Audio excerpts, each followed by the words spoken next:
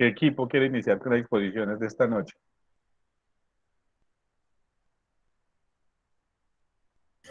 Profe, por el lado mío no ha llegado el compañero, entonces no sé, pues queríamos como esperar para que nos evalúe los dos puntos, creería. Claro, claro, no te preocupes, sí, dale que vamos esperando. No sé de los de quienes ya están, que estén en equipo, estén solos, Profe, estén buenas ya noches. listos. Hola, Erika. Pues si quiere, yo por acá estoy viendo a mi compañerita conectada, Samara. Yo tengo ciertas dificultades porque tampoco alcancé a llegar a la casa. Estoy como por acá encerrada, escampadita como de la lluvia, pero pues lo podemos ir haciendo. Me van diciendo si me escuchan bien o no.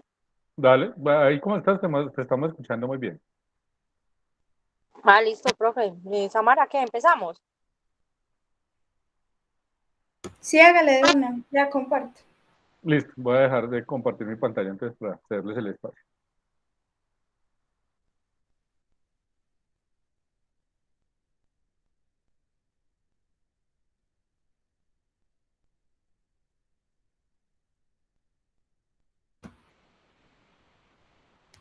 ¿Ya ven? Sí, Samara, ya está cargada tu Listo. pantalla. Perfecto, ahí estamos bien. Bueno, profe, buenas noches a mis compañeros y a usted. Mi compañera Erika y yo les vamos a hablar sobre el fin del conflicto. Como primer punto, tenemos el acuerdo sobre el cese al fuego y dejación de armas entre el gobierno nacional y las FARC. ¿Qué quiere decir esto o de qué se trata? Esto es como un proceso técnico en el cual las FARC terminarán definitivamente las acciones contra la población civil, la fuerza pública y el Estado. Pues asimismo también las hostilidades y cualquier conducta que no deba ser ejecutada. De acuerdo a esto, ellos sacaron un decreto, el 1386 del 2016, a nivel nacional, que decreta que a partir del día 29 de agosto de este año iban a aplicar pues el cese al fuego y las hostilidades. Acá abajo tenemos una definición de qué es la dejación de armas, que es un procedimiento técnico mediante el cual la Organización de las Naciones Unidas recibe la totalidad del armamento de las FARC para destinarlo a la construcción de monumentos. ¿Cuál es su objetivo? Como ya antes lo había dicho, el objetivo de este acuerdo es como terminar definitivamente las acciones violentas y también acciones ofensivas entre la fuerza pública y las FARC, como lo dice acá en el texto. ¿Cómo van a hacer que esto se cumpla? Bueno, el gobierno entregó como datos para facilitar la planeación y la ejecución de esta. Como primer punto tenemos la labor del mecanismo y monitoreo y verificación. Con este punto se busca que lo acordado se cumpla y que se reduzcan los factores donde se ponga en riesgo estos procedimientos. Mi compañera les va a hablar sobre el segundo punto.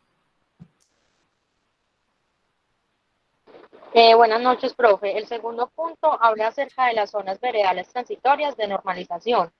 ¿A qué hace alusión estas zonas veredales? Se establecen como perímetro, como 7 zonas veredales donde son transitorias, donde se dice pues en el proyecto que no debe de haber fuerza pública cercana, que se deben de reorganizar los dispositivos de las tropas para facilitar el desplazamiento de todo lo que concerne como tal al fin del conflicto, lo que es tanto las personas como que pertenecen a las FARC, las personas que van de la ONU y todas las personas en donde también se debe garantizar que sobre estas zonas veredales, que como ya lo había dicho, fueron 7 zonas las que se designaron, también haya seguridad aérea, tampoco puede haber fuerza pública aérea y todo eso. Bueno, el tercer punto es la reincorporación a la vida civil de los miembros de las FARC. Lo que implica que tienen que incluirse en el ámbito social, político y económico y también pues garantiza la desmovilización de los menores de edad reclutados por las FARC. Además de esto, pues cada uno de las FARC recibirá 2 millones de pesos para su proceso de normalización. Más adelante les voy a hablar más de esto. En el cuarto punto encontramos lo que es el cumplimiento de las tareas inherentes al proceso y así también como la dejación de armas. ¿A qué hacemos alusión ahí? En donde se ponen como unos parámetros de cómo se debe de hacer, dónde se establecen, quiénes son las personas encargadas, se debe dejar todo por escrito. Y en la dejación de armas, estamos hablando de que ellos tienen que ir a esas zonas veredales, desplazarse hasta esas zonas veredales que son zonas seguras, como ya lo decía, donde no hay fuerza pública y todo esto, y dejar el arma. Y para eso ellos tienen que cumplir como con un protocolo donde cuando se entregan las armas, debe de tener un registro, una identificación de quién pertenece, a qué grupo pertenece exactamente internamente, y todas las armas que ellos incautan deben de llevar un control muy exhaustivo, como lo decía, un registro, un número, una identificación, para llevar el control de cuántas personas fueron como las que se desmovilizaron, cuántas armas fueron las que se incautaron en ese proceso. Bueno, el gobierno y las FARC acordaron establecer un orden lógico pues, para el desarrollo del acuerdo sobre el cese al fuego, y para esto crearon un cronograma que tiene 7 puntos, si no estoy mal. Entonces, como primero tenemos la introducción al acuerdo sobre el cese al fuego y dejación de armas. Tenemos suministro de información, que ya hablamos sobre eso, difusión y comunicación. Como punto B tenemos reglas que rigen el acuerdo y dejación de armas, que especifican un listado de 35 reglas. Y como C tenemos monitoreo y verificación, que en este tenemos despliegue, flujo de información, comunicaciones estratégicas, observación y registro, y supervisión del armamento, municiones y explosivos. Sí, Samara, solo un pequeño aporte. Dime, Las siglas de CFHBD, ¿sí las encontraron? sí, pues yo leí que era sobre el acuerdo sobre cese al fuego, o sea, todo el Sí, título. sí, significa cese al fuego humanitario, bilateral, Ujú. bilateral y, ¿qué? Y duradero. Sí, sí, Eso sí. es CFHBD. Dale, muy bien, sí, no te preocupes. Eso lo es. Ya mi Bueno, compañera profe, Erika. en los dispositivos en el terreno tenemos, bueno, pues las rutas de desplazamiento, coordinación de movimientos de terreno, que eso era como lo que estábamos hablando acerca de las zonas veredales, sino que pues ahí en cada punto, pues como que en el cronograma lo explican como detalladamente cada uno, pero es básicamente lo que yo les explicaba ahorita. En el dispositivo del terreno es eso, son las 7 zonas veredales que se pusieron pactadas, donde en la seguridad estaba garantizar la seguridad pues, de las personas que integraban tanto los grupos como de las FARC, como las personas de la ONU y todas las personas que estaban al mando de todo el proceso. Y en la logística, pues también eso, garantizar en qué horarios, en qué momentos, que no hubiese fuerza pública, que se garantizara la seguridad, que las zonas veredales tenían ciertos puntos estratégicos donde tenían que tener ciertas coordenadas, donde debía delimitar con ciertas, como que ¿cómo se dice? Las limitaciones fueran seguras, que tuviera tanto ingresos marítimos, tanto como, o de afluentes, como también por carretera y por vía aérea y toda esta parte.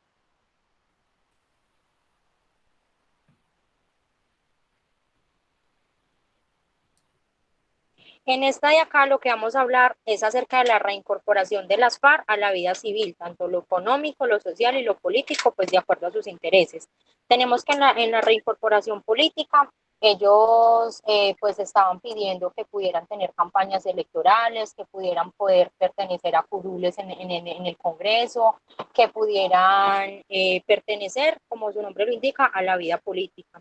También como las garantías para nuevos partidos o movimientos políticos, que se iba a crear un nuevo partido político dependiendo pues de las FARC, entonces que tuvieran todas las garantías, como les decía, que pudieran tener acceso a campañas electorales, a accesos a medios de comunicación donde ellos pudieran hacer difusión, pudieran mostrar sus campañas y que pudieran tener un representante político. Eso era como al momento de la reincorporación, lo que ellos querían como beneficio en lo económico, social y político. Como último punto de tema para tratar son las garantías para una reincorporación económica y social sostenible. Tenemos entonces la renta básica, que básicamente es donde todos los hombres y las mujeres que en ese momento pues pertenezcan a las FARC y también cuando se terminen como los tratados que están en las zonas veredales, durante 24 meses después van a recibir una renta básica mensual que equivale al 99% de un salario mínimo legal vigente. Ellos en ese momento pues también deben demostrar obviamente que no tienen ningún vínculo actual que les esté generando ingresos, y para eso pues también tienen que demostrar que se entregaron las armas y demás.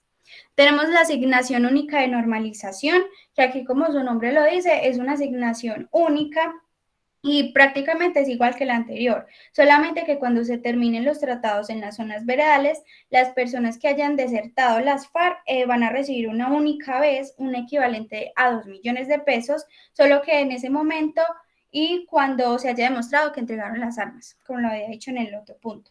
Tenemos también la seguridad social, que se las dan a aquellas personas que no se encuentren vinculadas a actividades remuneradas. A estas personas se les va a dar como un pago por conceptos de seguridad social en salud y en pensiones. También va a ser por medio del fiduciario en donde se va a pagar la renta básica. Este fiduciario se llama Ecomún. Y también les van a garantizar durante 36 meses después atención en enfermedades de alto costo y rehabilitación de lesiones derivadas del conflicto. Planes o programas sociales. Por medio del gobierno, pues se va a hacer un censo socioeconómico en donde se van a identificar como qué planes o programas necesitan las personas, hombres y mujeres que desertaron de las FARC, para que puedan como acceder a acuerdos de educación básica, media, técnica, tecnológica o universitaria, y también pues para que puedan pertenecer a planes de vivienda, de cultura, de recreación, de deporte, y pues siempre van a estar acompañados de un psicólogo también. Por último, tenemos la pedagogía para la paz, que básicamente las FARC va a asignar 3 voceros por cada zona veredal que tengan de los 10 integrantes que pertenezcan como a esa mesa. Y ellos se van a movilizar durante todo el territorio colombiano para que adelanten labores de pedagogía. En los consejos de los municipios o también en asambleas departamentales o también con los gobernadores, dando como esta pedagogía para que las personas no ingresen a las FARC. Y ya, profe, eso fue toda la exposición del tema. Espero que les haya quedado claro y muchas gracias. No, Samara, Erika, bueno, antes de la, como pues, de darles mi concepto, una pregunta muy concreta para cada uno de ustedes, y es, bueno, sí, no sé si habían leído antes los acuerdos de paz, y espero que pues todos también puedan responderme eso al final.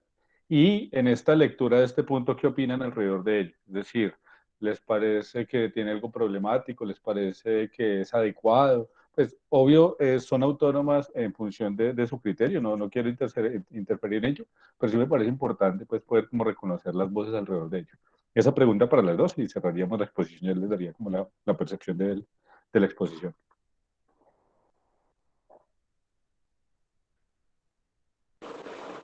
Profe, pues particularmente yo nunca había leído acerca del tratado ni nada, no tenía pues mucho conocimiento ni nada. Leyéndolo pues sí por encimita casi todo, y el tema que nos tocó en particular, el fin del conflicto, pues a veces como entendiendo como la última parte, como que, no sé, como que muchos sentimientos como que sí y no, porque pues o sea, ellos formaron un grupo que inicialmente era con unas políticas, después como que no fueron las mismas, se desencadenaron como mucha guerra, entonces es como, bueno, ellos se desmovilizan, entregan las armas y entonces les tenemos que pagar plata, que antes les tenemos que dar, y antes se exigen que tengan curules, pero si uno se pone a ver, pues también quienes están en el Congreso, personas que no muchas veces son elegidas por voto popular, porque nosotros queramos, sino más bien por corrupción, haciendo lo mismo, tal vez delinquiendo y robando. Entonces, como que sí, ese era el punto, como que, pero pues se van a desmovilizar, prácticamente es un favor, y aparte de todo hay que darles plata, hay que reconocerles subsidios, hay que darles todo, y eso al final de cuentas, ¿de dónde sale? Pero si uno lo vuelve a la realidad, pues realmente los que en estos momentos están como legislando el país, pues también son personas como ellos, a veces hasta peores, pero solo se visten con corbata. Entonces, como que ahí me entró la controversia. Listo, muy bien, Erika. ¿Y tú, Samara? Profe, pues yo, al igual que Erika, antes, la verdad, no había leído sobre los acuerdos de paz, pues porque, no sé, ese tema a mí nunca como me ha llamado mucho la atención, pero ya leyéndolo también por encimita y mirando pues todo lo que está pasando y todo lo que hicieron, yo pienso igual, o sea, estoy como entre, sí estoy de acuerdo, pero no estoy de acuerdo, pues porque la verdad les dan muchas ayudas y también pues por la problemática que ellos han causado y todo el conflicto que hay, entonces pues estoy como en esas, entre el sí y el no. Dale, no, muchísimas gracias a Samara y a Erika por las intervenciones. Por favor, cada uno también, cuando tenga al final, me parece, quisiera pues que me respondan ellos. Entonces, no, primero tienen 5, ambos en este primer parcial. Yo cuando el class no tiene problemas, subo las notas de una vez. Entonces, cada quien puede ir mirando y revisando sus notas de una vez en el class para que pues al final no estemos como tan colapsados. Entonces, no, muy bien por ello. Y sí, la idea no es tanto generar una tendencia en el sentido de que deben estar a favor o no, sino más bien que debemos hacerlo desde un ejercicio de lectura. ¿Cuál ha sido una gran crítica, por ejemplo, en los acuerdos de paz? Eso lo podemos detallar en un espacio específico de formación, pero es que muchos votaron sí, no, sin leer los acuerdos. Es decir, muchos votaron, bien sea por uno o por otro, sin conocer de fondo qué era lo que decían los acuerdos de paz. Y creo que ahí es donde está el problema. No tanto en la postura, sino en, bueno, ¿por qué voté si no sabía qué era lo que estaba pasando?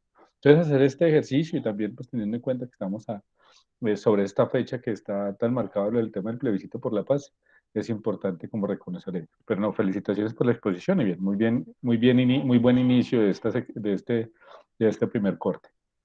Muchas gracias, ¿Quién? profe. No, no, ustedes. ¿Quién se anima a continuar? Nosotras, profe. Viviana, claro que sí. Gracias, profe. El espacio es de ustedes.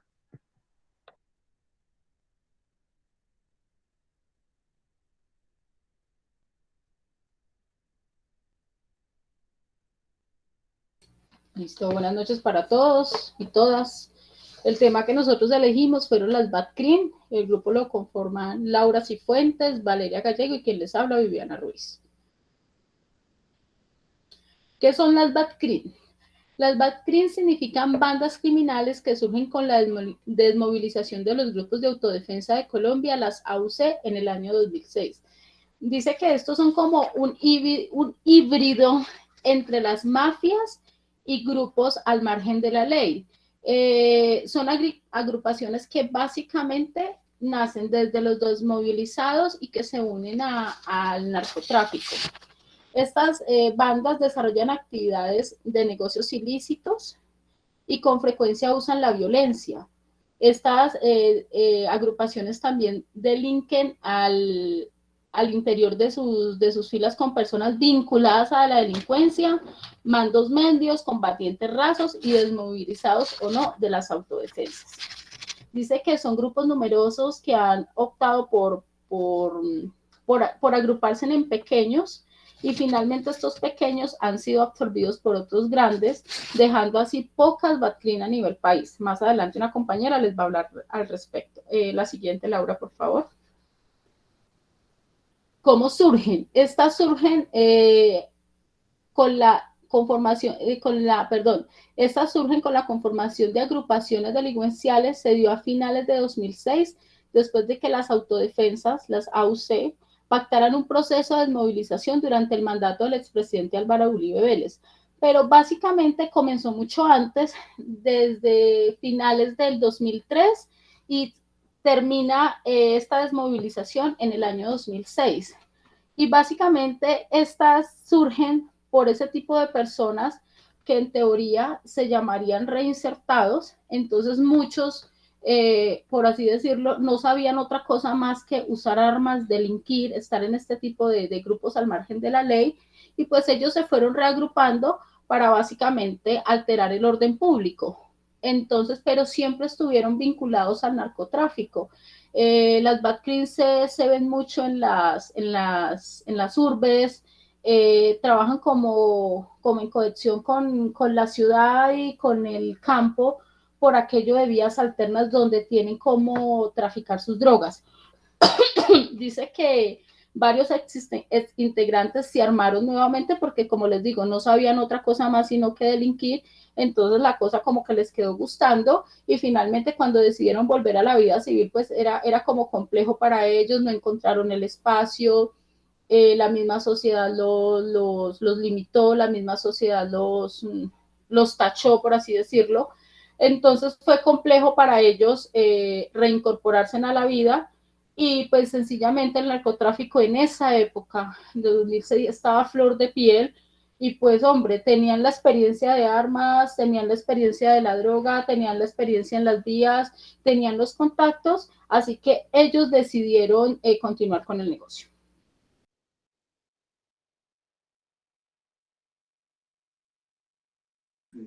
¿Qué hacen las BACRIM? Tienen imperios ilícitos en minería ilegal, extorsión, tráfico de cocaína, tráfico de armas, tráfico de personas, tienen control sobre ciertos territorios y controlan corredores de movimientos en todo el país. Las BACRIM hacen presencia armada en más del 85% del territorio colombiano, en 27 departamentos de los 32 de Colombia. En los últimos años, las BACRIM se han demostrado una alta capacidad de adaptación, porque a pesar de que se han logrado hacer más de 20.000 capturas, esto no ha logrado desestabilizar estos grupos, porque al contrario, han logrado tener más control territorial, en el microtráfico han tenido más importancia, en el control de tierras, en el contrabando, en el narcomenudeo y en la extorsión. Y últimamente han tenido un aumento progresivo en las amenazas y en los asesinatos contra los líderes sociales, defensores de los derechos humanos, de las personas que reclaman sus tierras y también de las organizaciones sociales, entre otras. Las BACRIM tienen una estructura operativa que se basa, la primera se basa en la actividad minera, en la explotación de las minas, en el contrabando, en el tráfico de armas y en el control de las rutas del narcotráfico. Tienen otra estructura, que es la segunda, que es más descentralizada. Esta se basa más en el sicariato, en el microtráfico, en la extorsión y últimamente han tenido mucha importancia en las amenazas y en los asesinatos de líderes sociales. Mejor dicho, las BACRIM, ellos dicen que prestan servicios a las personas que tengan capacidad de pagarlo. ¿Cómo así que servicios? Yo me vi un fragmento de un documental donde entrevistaban a un jefe de las BACRIM de Medellín, de las comunas de Medellín, que explicaba, perdón, que lo que ellos hacen es prestar un servicio como cuando se dice que hacen la limpieza de los barrios. Si alguien llega y roba o viola o algo, ellos se encargan de ejecutarlo. La lógica que ellos tienen, la descentralización que les comentaba del sicariato y todo eso, está basada en una estructura que es para cometer otros delitos. Lo que ellos hacen es subcontratar a otros grupos delincuenciales en los municipios. Esta estrategia lo que hace es aumentar la capacidad de las BACRIM para extraer rentas, abriendo una serie de servicios como el sicariato, el narcomenudeo, el cobro de extorsiones y las amenazas a los líderes sociales. Este mecanismo trajo elementos importantes para las BACRIM. Al hacer uso de estas organizaciones delincuenciales locales, ya que evita aumentar los índices de violencia en los municipios. ¿Por qué? Porque ellos no entran en confrontación armada, no entran pues a disputar entre las otras bandas y ellos quedan en conflicto y quedan en medio los habitantes de estos municipios, sino que ellos entran y los subcontratan y entran de manera pacífica, por decirlo así, entre comillas. Siguiente, por favor. Su financiamiento, pues ellos lógicamente se financian por lo que hacen. Su financiamiento principal es el narcotráfico. Como les comentaba, me vi un fragmento de un documental donde entrevistaban al jefe de las BACRIM de las comunas de Medellín y ellos allá hablaban como si eso fuera una empresa. Entonces tenían varios departamentos, el departamento de financiación, el departamento de producción, el departamento de ventas, y hablaban como una empresa, que entonces la nómina para los trabajadores, para los jíbaros, etcétera. Lo que ellos explicaban es que este narcotráfico y microtráfico les da muchas ganancias. ¿Por qué? Porque él explicaba que en lo que compraban un kilo de cocaína que les costaba 3.500.000, podían sacarle 12.500.000 y al mes tener ganancias de 3.500 millones. Otro de sus principales financiamientos es la prostitución de menores reclutados. Ellos tuvieron un escándalo gigante, pues siempre porque además de reclutar a los niños menores y vulnerarles sus derechos, los prostituían. Entonces, eso indignó mucho a la Defensoría del Pueblo y sacaron una columna explicando que además de reclutar a los niños, los prostituían y con eso financiaban su grupo delincuencial. La minería ilegal es otro de sus ítems, principalmente la minería ilegal de oro. Ellos en Antioquia están explotando más de 200 minas ilegales. La extorsión también es un punto importante porque ellos extorsionan, cobran las llamadas vacunas a las personas de las comunas, de los municipios, de los departamentos por protección, y ellos mensualmente les tienen que pagar su vacuna. Y el último están los secuestros extorsivos. Estos lo hacen, le secuestran a una persona importante o a un líder social y cobran por su libertad o por su rescate. Ya, eso fue lo que me correspondió. Bueno, buenas noches. Por mi parte me tocó el territorio en los que hacen presencia. Tristemente, como comentó mi compañera anteriormente, los BACRIM hacen presencia en 27 de los 32 departamentos de Colombia, perdón, y también hacen en 188 municipios de los 1098 que hay. Pues el mapa que les presenta, a pesar, no es totalmente como reciente, pero pues fue el más nítido que encontré y pues como podemos ver está expandido por prácticamente todo Colombia, a pesar de que no aparece en el Amazonas, Caquetá, pues en esos lugares tienen mucha presencia las BACRIM. En lo siguiente les presento un mapa que hizo la Fiscalía sobre, por así decirlo, las primeras BACRIM principales que existen en Colombia. En ese momento hay registradas 1.005 BACRIM y pues eso es realmente triste porque están expandidas por todo Colombia. La principal es el clan Usuga, más conocido como los Urueños, y pues a pesar de que está expandido por mucha gran parte de Colombia, su parte principal es entre el Chocó y Antioquia. Los siguientes son los rastrojos, que están ubicados en parte del Valle del Cauca. También está de asistencia el park, perdón. Disculpa, se me escucha mucho eco. Un poco, Laura, pero no te preocupes, que se escucha claro. Ah, está bien. Eh, perdón, un momento.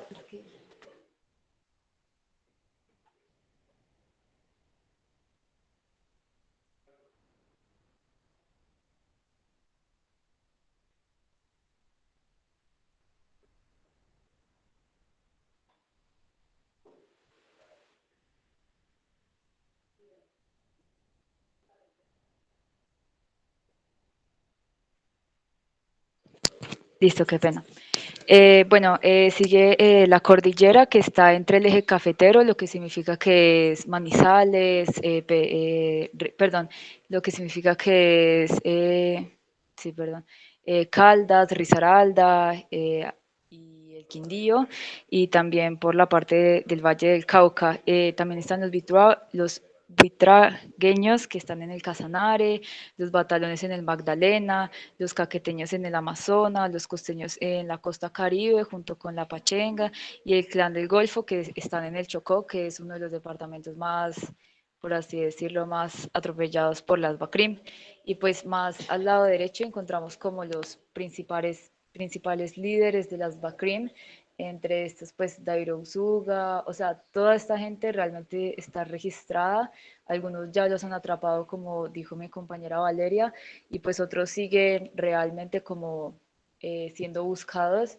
Sí, obviamente se ha intentado combatir contra las BACRIM, pero pues realmente no hay como un fin ante esto porque mucha gente se va uniendo por la pobreza, porque tienen que hacerlo por el intento de poder sobrevivir. Entonces, pues realmente es muy difícil como intentar que las BACRIM disminuyan. En este momento en los grupos principales hay 3.410 personas que están integradas a los grupos principales y ya eso es todo lo que tenía para decir. Y pues nuestras conclusiones. Podemos concluir que estos grupos al margen de la ley producen un profundo desorden e inquietud en nuestra sociedad, dado pues que las víctimas son indefensas porque son grupos que se infiltran en la sociedad civil sin nosotros saber que son grupos al margen de la ley. Ya lo decía nuestra compañera, están en el microtráfico, están en el narcotráfico, están en extorsiones, están en secuestros, hacen limpiezas sociales, cobran vacunas. Entonces es muy, muy complicado ubicarlos porque uno los ve como siempre por ciertos sectores y uno se pregunta, bueno, ¿y estos qué hacen?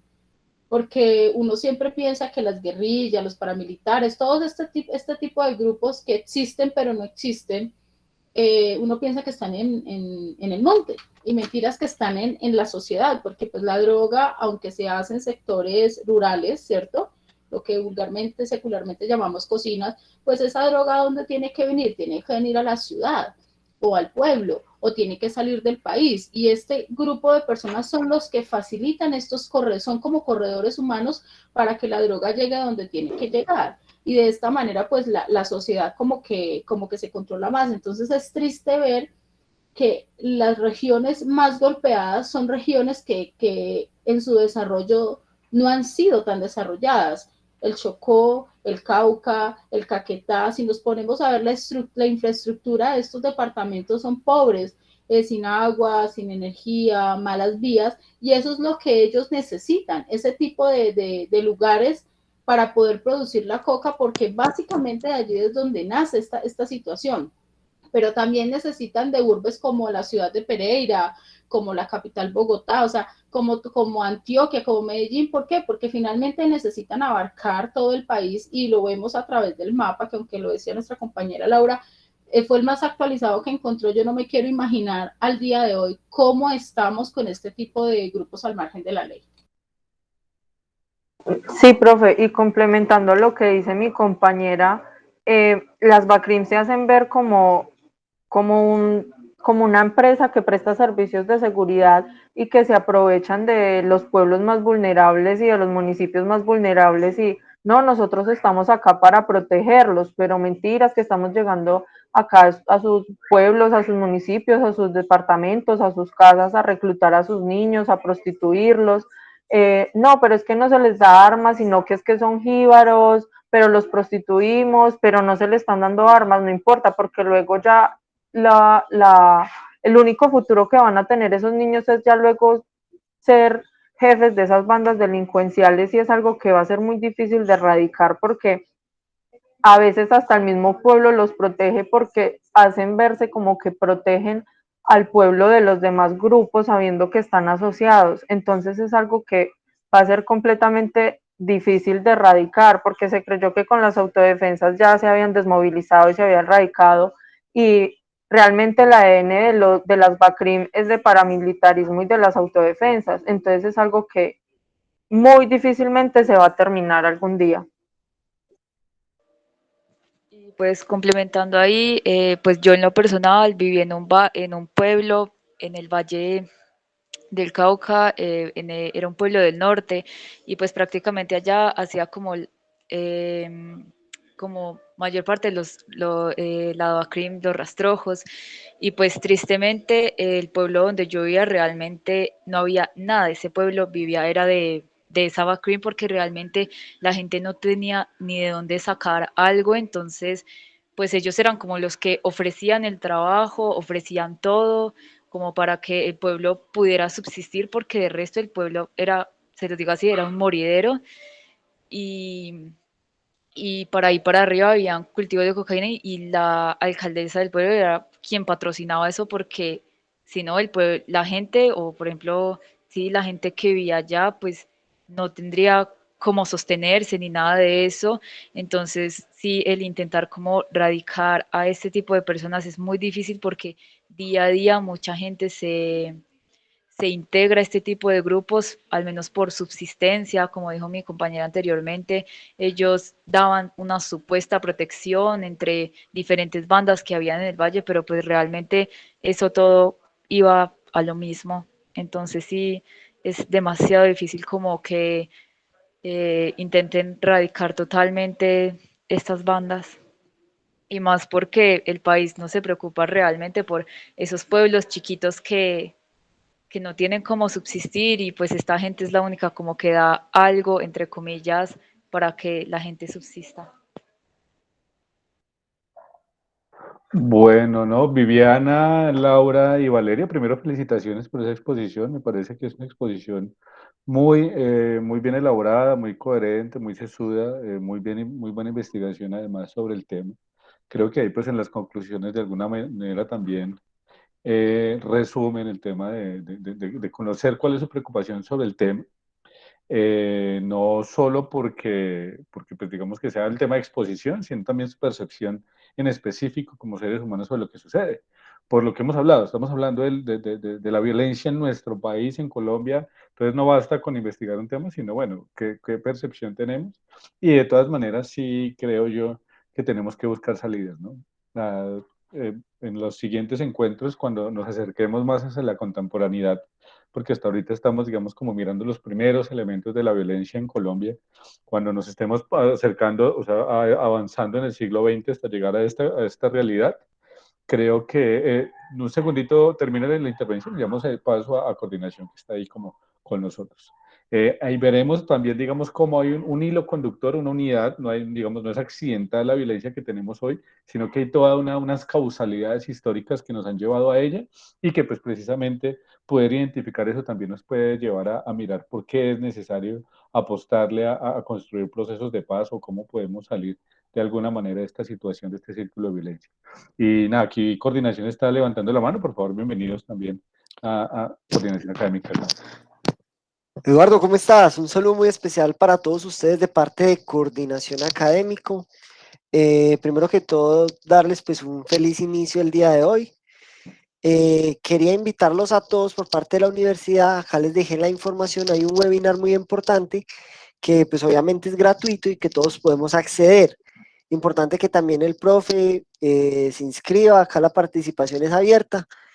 Es muy importante porque esto es con relación a las normas APA. Y aparte de normas APA, es ese fantasma de la escritura. Entonces es un webinar muy completo para que todos tengamos acceso a él, ¿vale? Queda la invitación abierta, maestro. Por el grupo de tutores, John compartió la imagen por si se las compartes a ellos en el grupo de WhatsApp. Muchísimas gracias. Claro que sí, coordinador Francisco. Apenas termine el espacio, porque yo no puedo hacer dos cosas al tiempo, entonces Sí, señor. apenas termino las 8:30, les envío a todos la imagen para que estén pendientes y se inscriban. Claro que sí. Mil gracias, maestro. No, muchas gracias a ti por todo. Vale.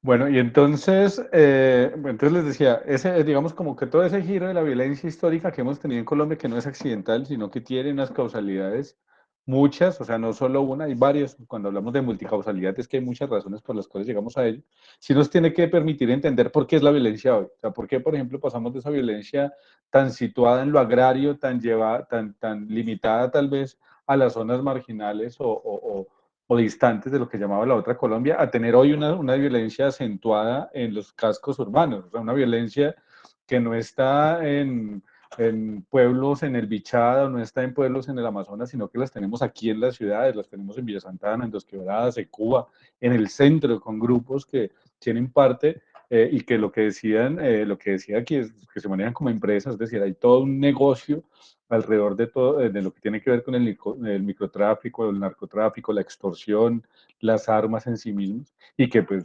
tenemos que empezar a proponer sobre ello. Entonces, nada, felicitaciones a las tres. A ella le subí las notas al CLAS, tienen 5 también las tres por ello. Espero que sigan así en los siguientes encuentros de evaluación. ¿Y quién se anima a continuar con estas exposiciones? Mi grupo, profe. Milena, claro que sí, todo tuyo el espacio. Profe, para que nos tenga ahí pendientes a nosotros. Después de Listo. Listo. Entonces, si quieren, van poniendo el orden de la intervención la manito para yo irles dando la palabra según las manos levantadas. Listo, Almirca, ya tienes tú el turno después.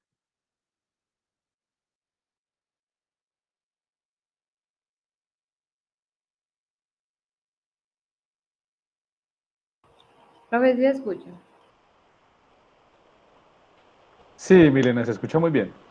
Bueno.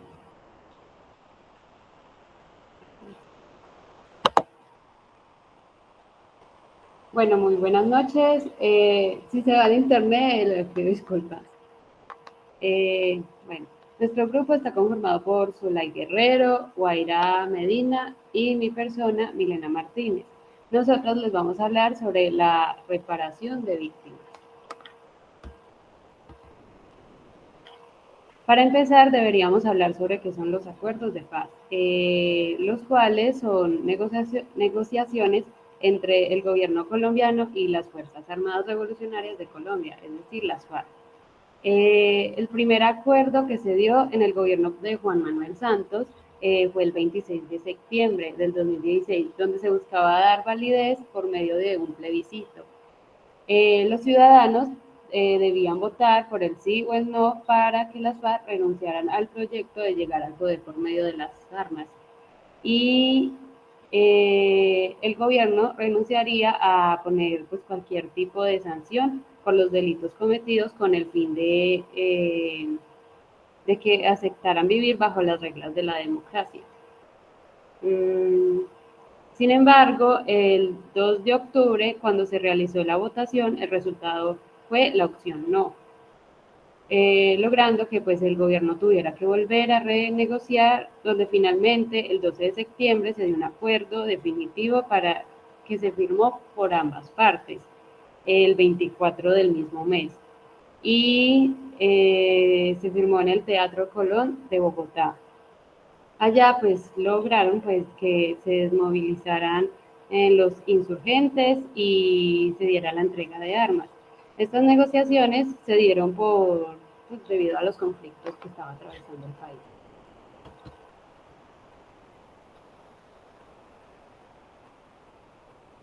Bueno, les vamos a hacer el conflicto en Colombia.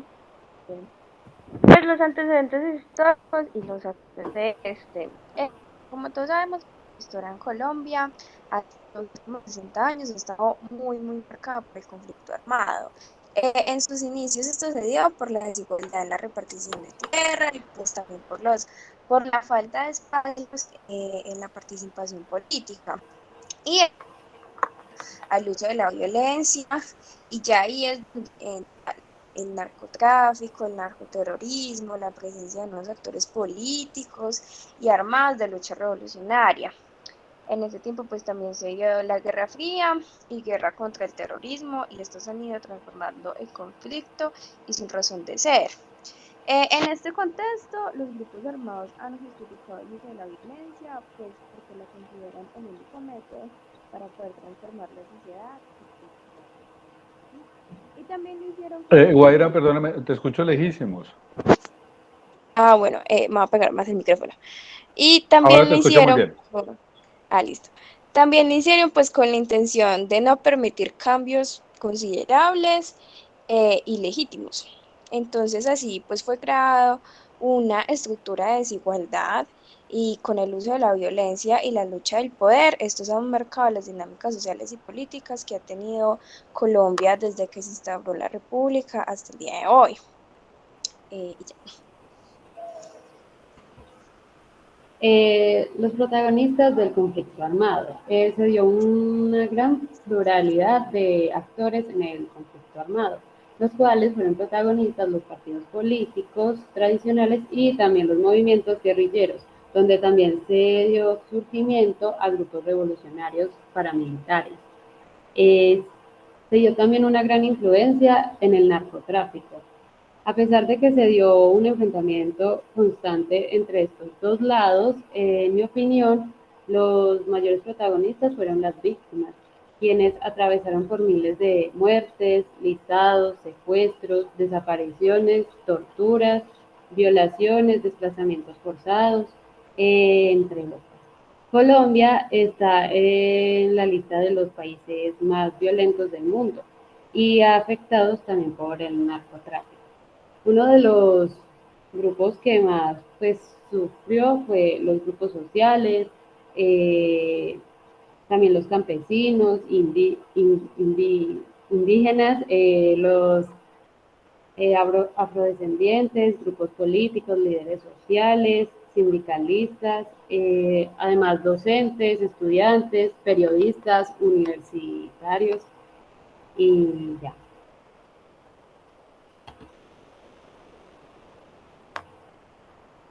Bueno, los puntos a tratar en el acuerdo. Uno muy importante fue el reconocimiento de las víctimas.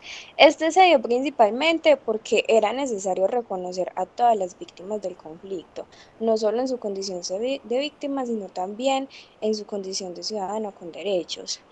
Y el segundo fue el reconocimiento de responsabilidad, porque cualquier discusión de este punto debe partir de reconocimiento de responsabilidad frente a las víctimas del conflicto y pues se supone que no iban a intercambiar impunidades.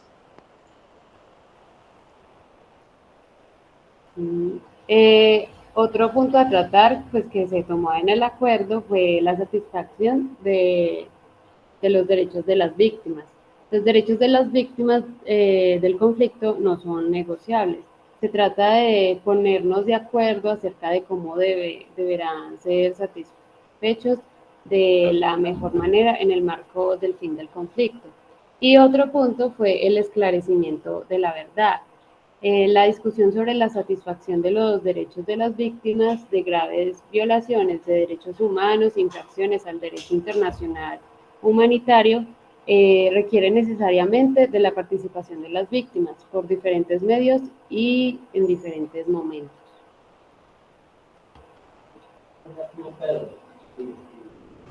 El quinto punto a tratar en el acuerdo es la reparación de las víctimas. Las víctimas tienen derecho a tener una compensación por los daños que sufrieron a causa del conflicto. También se deben restablecer los derechos de los afectados y transformar sus condiciones de vida en el marco del conflicto. Eso es parte fundamental de la construcción de la paz estable y duradera.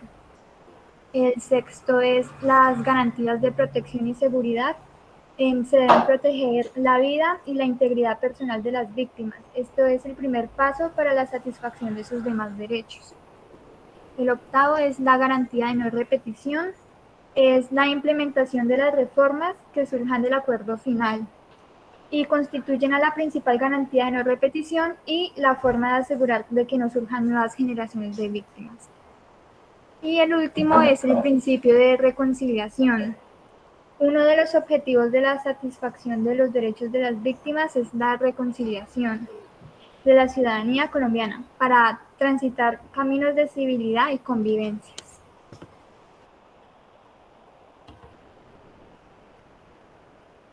Bueno, el acuerdo sobre las víctimas del conflicto. Bueno, se llegó al acuerdo de que las FARC tendría que presentarse ante una jurisdicción especial de la paz, donde todos los responsables de todos los crímenes más graves, las masacres, los secuestros y pues todo eso, deberían reconocer su responsabilidad por los daños causados en el conflicto y serían sancionados. Los que no quisieran reconocerlos pagarían hasta 20 años de cárcel. Y también las FARC se comprometieron a contribuir al esclarecimiento de la verdad en espacios como la Comisión de la Verdad y en la Unidad Especial para la búsqueda de personas, dadas las desaparecidas en el contexto y pues en todo el conflicto que hubo, porque pues hubieron muchos muertos que quedaron en ENES. Otro acuerdo que se hizo es que repararán a sus víctimas de forma material y con trabajos y obras de reconstrucción. Además, no habrá injusticia frente a los miembros de la fuerza pública que hayan cometido delitos en el marco del conflicto.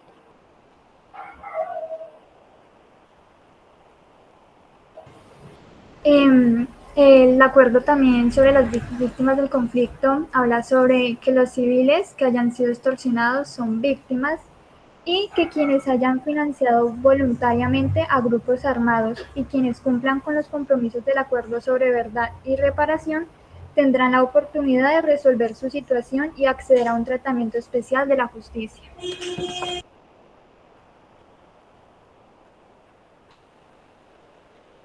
Bueno, y aquí viene una pregunta muy importante. ¿Qué pasó tras 4 años? Como pues ya les dijimos anteriormente, a finales del 2016 fue que esto se hizo y pues luego de unas amargas y duras negociaciones, el gobierno colombiano y pues la guerrilla firmaron un acuerdo histórico. 4 años después, el ciclo de violencia no se ha detenido. El país pues continúa enfrentando ataques contra civiles y el asesinato de líderes sociales ha crecido muchísimo. Es más, Indepaz, que es una ONG integrada por personas que han construido relaciones de colaboración por la paz, sacaron como un dato que decía que en lo recorrido del año han sido 106 líderes sociales y desde pues muertos, asesinados. Y desde la firma del acuerdo de paz han habido 1.222 líderes. Es más, y creo que este dato es un dato actualizado porque creo que con lo último que pasó con las marchas y todo, esto incrementó. También ha habido muchísimos desplazamientos de campesinos y pues estos huyen a lugares eh, pues dejando sus tierras, sus casas, su vida, su familia, todo. Y pues esto es triste que después de tanto show y de tanta cosa que hicieron, en realidad muchos pasos y muchos puntos que acordaron, pues no se hayan hecho o no se vean los resultados.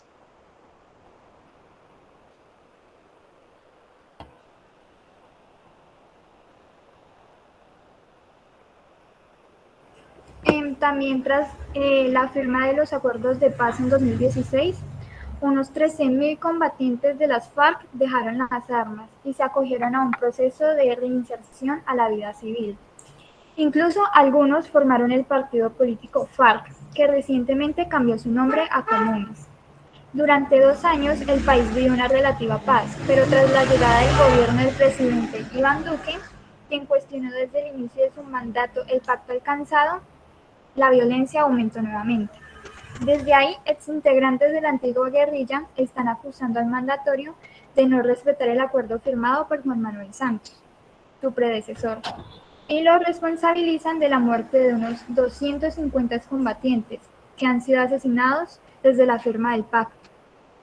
Y recientemente, grupos de guerrilleros han protestado pacíficamente ante las autoridades para exigir más protección, así como el cumplimiento de lo acordado a finales del 2016.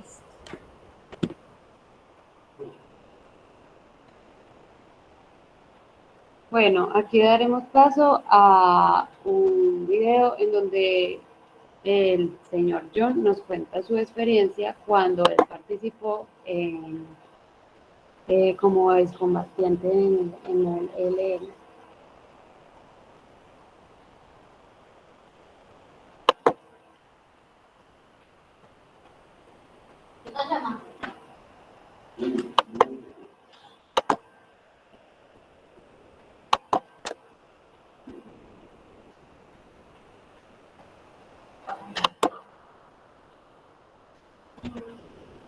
No, profe, no quiere reproducir. Si quieres me pasas el link. Ya está cargando. Sí, ya. Sí.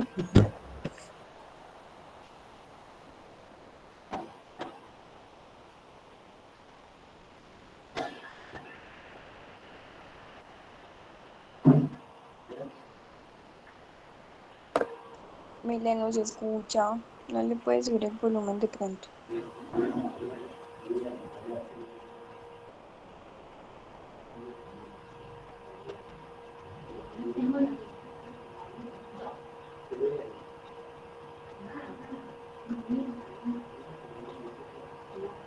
Mile, No se no, no se escucha. escucha. No, Si quieres envíame el link y yo lo reproduzco por acá. bueno, Ay, sí, profe, en serio que ese video toca, Dale, toca mucho, no te pues como la preocupes. historia. Pásamelo por aquí y lo reproduzco. sí, ya se lo paso.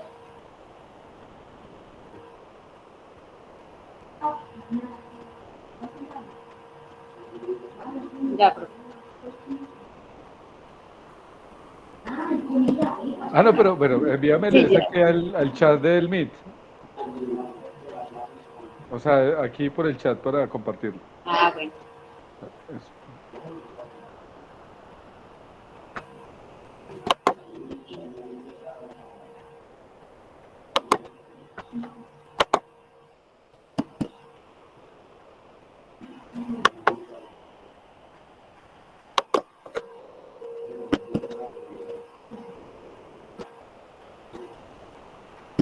No quiere salir.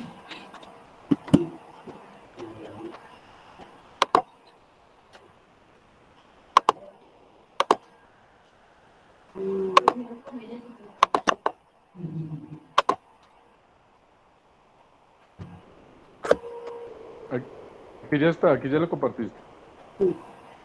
Ujú.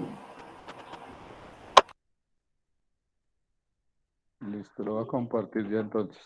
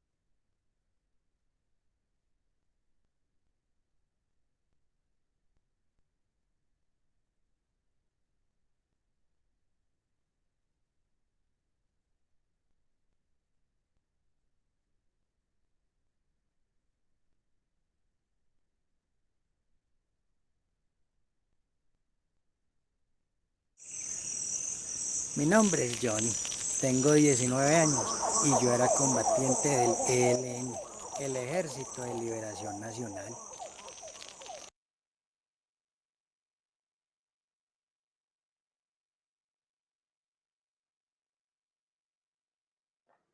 No se quiere dejar ver, pero ya lo devuelvo a ver si carga otro poquito y se va derecho.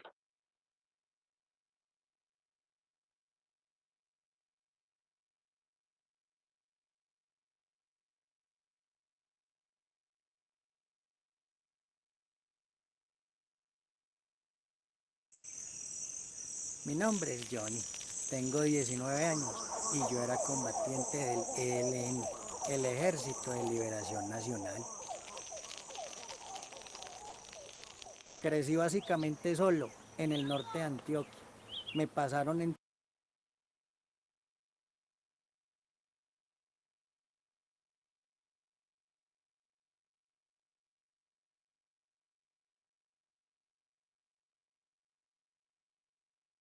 los miembros de mi familia cada 6 meses. Empacaría en una pequeña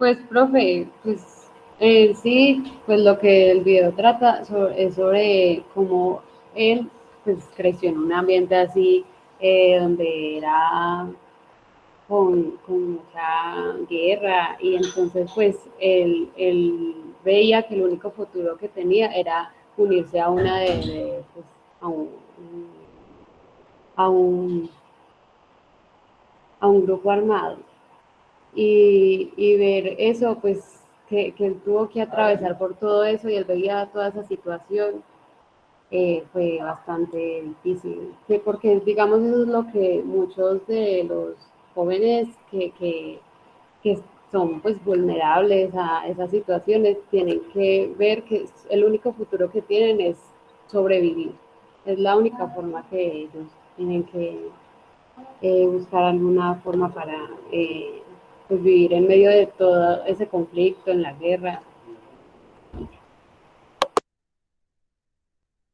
Profe, y pues añadiéndole a mi compañera, es que es una historia que todavía se repite mucho, o sea, todavía hay niños que por decisión propia o pues porque son reclutados están en las filas de estos grupos armados y es triste porque cuando ya deciden como no salir después de que pasan muchas cosas, por ejemplo, también pues vimos videos de historias de mujeres que decían que las hacían abortar, que las violaban, bueno, que vivían muchas cosas, que al fin como que pueden escapar de eso.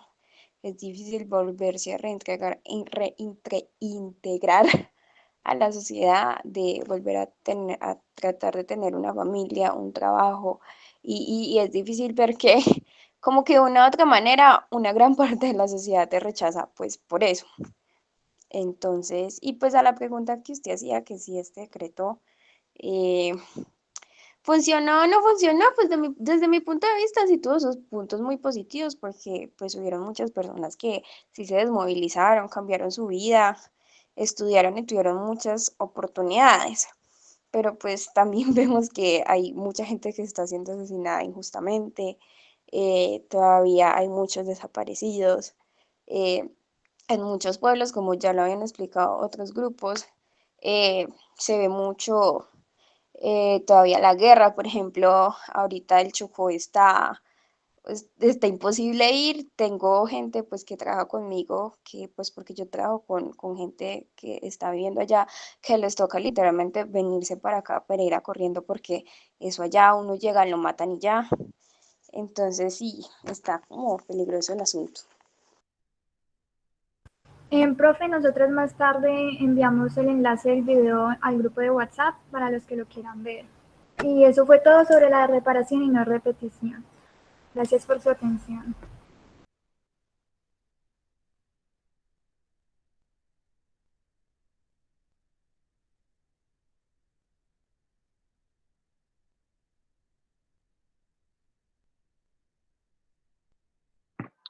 Listo, no, intenté, es que debe ser por el tema del clima que el internet de hogar está fallando. Me intenté conectar al internet desde el celular, pues el de los datos, y tampoco me está dando. Debe ser algún tema ahí como eléctrico. Pero no, igual ahí está, por favor, sí, creo que no, creo que ahorita le enviaron ahí al grupo el documental, me parece pues el documental corto que propusieron del cierre. Me parece importante que lo podamos ver. E incluso si algo yo lo subo ahí a la plataforma para que lo podamos ver más adelante. Entonces, no, pues felicitaciones a las tres por la exposición, me pareció muy completa. El tema de víctimas en Colombia es muy complejo, porque creo que si algo ha generado la guerra es eso, si algo genera la violencia es víctimas por todas partes. Y ahorita cuando ustedes decían como características de víctimas, pues eran todos, estudiantes, profesores, líderes sociales, mujeres, LGBT, indígenas, afro. O sea, es más fácil decir qué parte de la población no son víctimas que enumerarlos, porque pues finalmente es una realidad que nos, digamos que eh, pues nos ha bordeado como sociedad. Y creo que el acuerdo de paz con todas las debilidades que tiene y con todas las dificultades, por ejemplo, el punto de víctimas, yo no sé si ustedes saben, pero el acuerdo de paz colombiano es un acuerdo que ha sido ejemplar en el mundo, no tanto por los resultados y las realidades, sino por toda la apuesta que indican pues todos los puntos, por la reflexión histórica del mismo acuerdo, y por esa reflexión, por ejemplo, alrededor del tema de víctimas, del tema del fin del conflicto, bueno, todos esos puntos que hemos ido viendo y que veremos a lo largo de estas exposiciones. Entonces, no, felicitaciones, ahí ya les subí la nota, pues obviamente 5 para las 3 por todo. Sigan así, espero que también que más adelante para la semana 8, cuando hagamos la exposición final, pueda haber ejercicios tan elaborados como los que estoy viendo hoy. Y no, muy bien por todo. Muchas gracias. Amílcar, el espacio es tuyo. Gracias, profe. Listo, Profe, profe. buenas noches. Buenas noches. Compañero. Amílcar y Germán están ahí. Sí, bueno, yo primero que todo voy a pedirle disculpas a todos porque yo soy muy nervioso para exponer, la verdad. Yo inicio, a mí se me olvidan las cosas, pero bueno, vamos a arrancar. Entonces dice que la reforma rural integral tuvo, primero antes de ser firmada, tuvo 2 intentos anteriormente. Uno inició en el 1997, pero no recuerdo exactamente si fue en ese año, con el expresidente que era en ese entonces Pastrana. Ahí le dejaron creo que las sillas vacías, en ese momento pues el intento, no hubo ningún acuerdo. Fue en el 98, Germán. 98, sí, por eso no tenía como clara la fecha. No te Luego preocupes. pues ahí arrancó lo que fue ya Uribe, que fue la era pues como de la guerra, que fue la violencia fuerte donde empezaron a pasar lo que fueron falsos positivos y pues más de una cuestión allí. Ya de ahí donde nos pasamos al expresidente Santos, presidente, que ya donde se dice que se firma este acuerdo el 26 de septiembre del 2016. Es como un preámbulo, pues antes de iniciar, ya mi compañero les va a comentar otro poquito.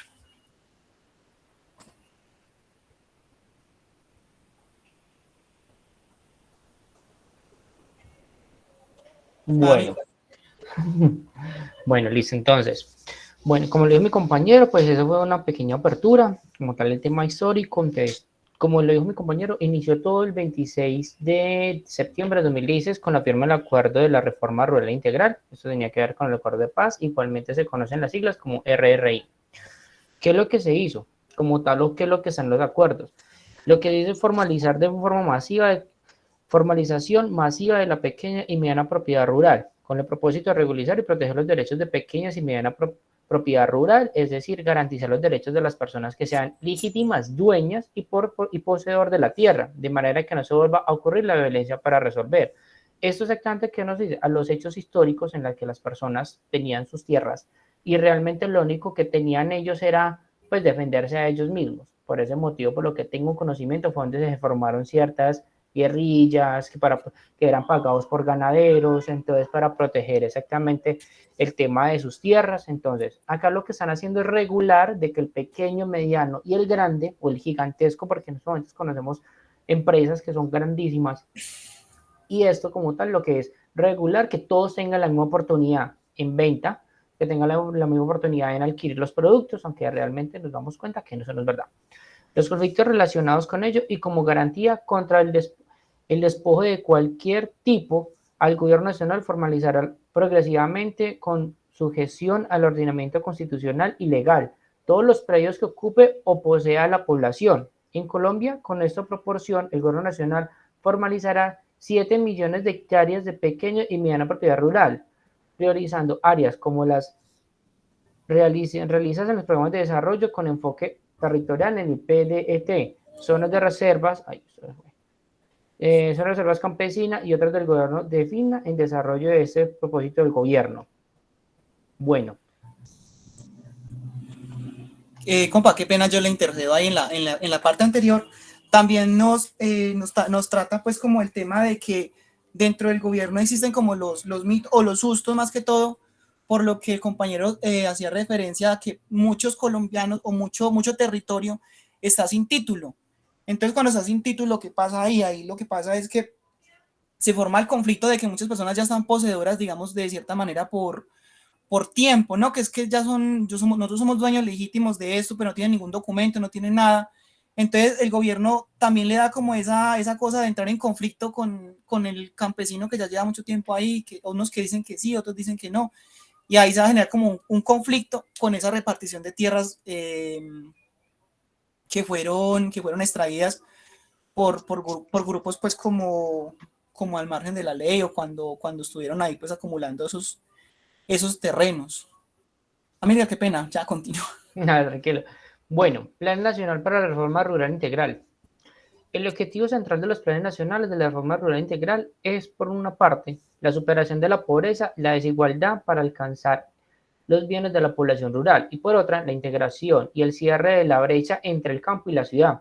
De conformidad con el presente acuerdo, las autoridades competentes deberán elaborar y poner en marcha los planes nacionales en el territorio. Realmente lo que en este momento nos quiere decir es que todo lo que se hizo en los acuerdos, que realmente como lo hizo el profe, son los acuerdos que son muy la palabra? Ambiguos. Sí, pero igualmente son muy... ¿Ambicioso será? Son muy ambiciosos. El problema es que eso es lo que podemos notar, que son ambiciosos, pero a nivel internacional nos ven con muy buenos ojos porque tenemos una proyección. Pero realmente si nos vamos a mirar, en esos momentos, desde que se firmó a la fecha, esta parte uno no la veo. Realmente no veo que esa brecha se esté acercando. Digamos que siendo negativos, no la veo, pero siendo positivos veo unas pequeñas cositas que uno dice. Hay ciertos departamentos que realmente le mete el pecho. Bueno, la superación de la pobreza no se logra simplemente mejorando el ingreso de las familias, sino asegurando que los niños, niñas, mujeres y hombres tengan acceso educativo a servicios y bienes públicos. Esa es la base de la vida digna. Por eso la superación de la pobreza en el campo. Y realmente, ¿a qué vamos con esto? Que usted en ocasiones, yo creo que mi compañero puede tener experiencias, yo la pude tener, que uno en los pueblos, hay personas, o en las veredas, escuelas rurales, digamos que estos niños no tienen internet, no tienen los computadores, pues que realmente tengan que tengan las personas de la ciudad. La gran mayoría de donaciones, que yo siempre, no sé, puedo hablar de mi ignorancia, de lo que escucho, siempre se hacen a los colegios de escasos recursos en las ciudades, pero vamos más allá. Yo escucho noticias donde las personas en el Chocó, hablándolo de esa manera, no tienen ni siquiera 4 paredes para poder recibir una clase. Los profesores son realmente pues héroes porque tienen que caminar, tienen que ir para poder enseñarle a 4 o 5 personas que quieren salir adelante. Entonces uno en estos momentos no ve esa brecha en el tema de la educación, menos como tal en el tema de la seguridad, pues como lo acaban de hablar mis compañeras anteriormente. Esto es lo que son, esa parte que es lo más olvidado en el campo, que son los lugares más alejados, como podemos ver en estos momentos el tema de lo que pasó en Ituango, que sacaron las violencias, sacó a personas, los campesinos como tal tuvieron que salir huyendo. Entonces uno dice, venga, esto es muy bonito, pero ¿dónde se ve la aplicabilidad? Bueno, Amílcar, yo le intervengo acá. Una partecita. Aquí lo que el gobierno quiere y lo que el gobierno pretende o pretendía en el momento es, decía, bueno, si se va a dar un terreno, si se va a dar X terreno en X punto, sea en el Chocó, sea en Antioquia, sea en Risaralda, en cualquier punto donde se vaya a dar el terreno tiene que ir de la mano con 3 o 4 infraestructuras que son educación, que es lo que comentaba el compañero, lo de las vías, que no sé cómo se llama, pero lo de las vías, y las fuentes hídricas, y la tecnología, que supuestamente todas estas cosas tienen que ir de la mano, pero pues realmente no se están cumpliendo, porque se dice que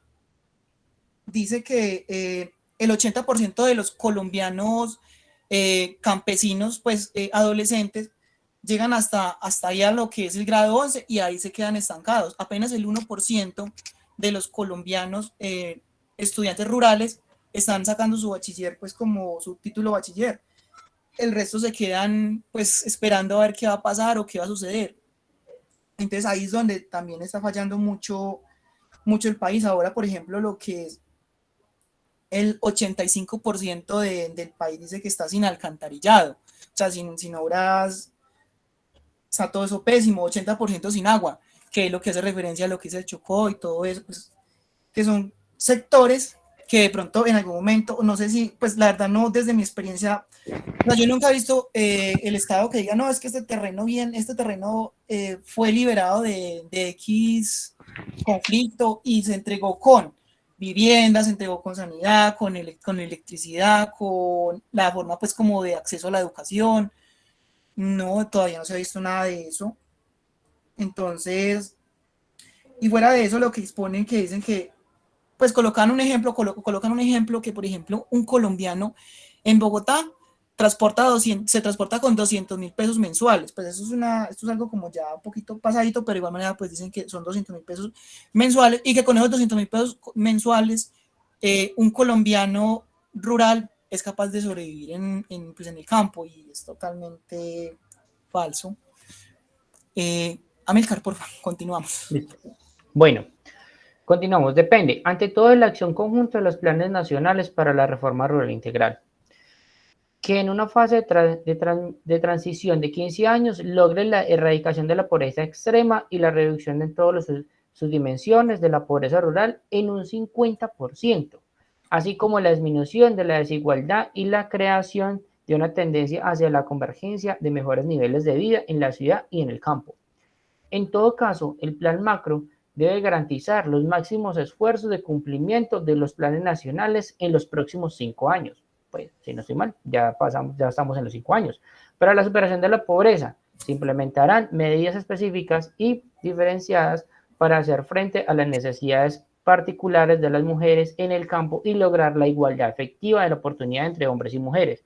Esto para mí es muy importante. Realmente, que es el tema que en estos momentos estamos hablando, de la igualdad de género. Realmente las mujeres campesinas, pues ellas, pues se tiene allá en el campo siempre le he tenido la viva imagen de que las mujeres solamente han estado entre una cocina, y que realmente apenas hace unos años comenzaron a salir el tema de que ellos ayudan a cultivar, de que ellas ya tienen mayores ingresos, realmente solamente se la pasan y no tenían la oportunidad casi de estudiar. Entonces es algo que uno tiene que ver en este punto. Listo, compañero. Programas de desarrollo con enfoque territorial. Objetivo.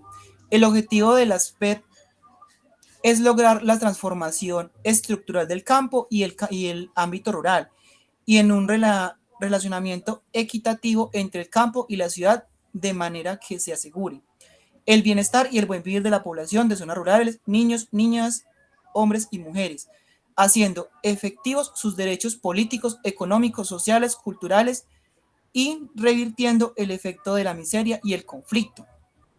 La protección de la riqueza plurinética y multicultural para que Pluriétnica. contribuya al Dale. reconocimiento de la organización de la vida, la economía, de la producción y la relación con la naturaleza. Bueno, yo aquí, aquí cuál es el tema, o qué es lo que pretende Colombia, o qué es lo que pretenden con esta firma en ese punto específico. Colombia tiene, segundito, qué pena, dice que tiene el 43% dedicado a la agricultura. Quiero decir, a la siembra de tomate, de cebolla, bueno, de variedades pues de grano. Y el otro porcentaje está dedicado solamente a lo que es la zona ganadera. Entonces, hay tierras que tienen vocaciones, pero no tienen las vocaciones, pues, como las vocaciones especificadas.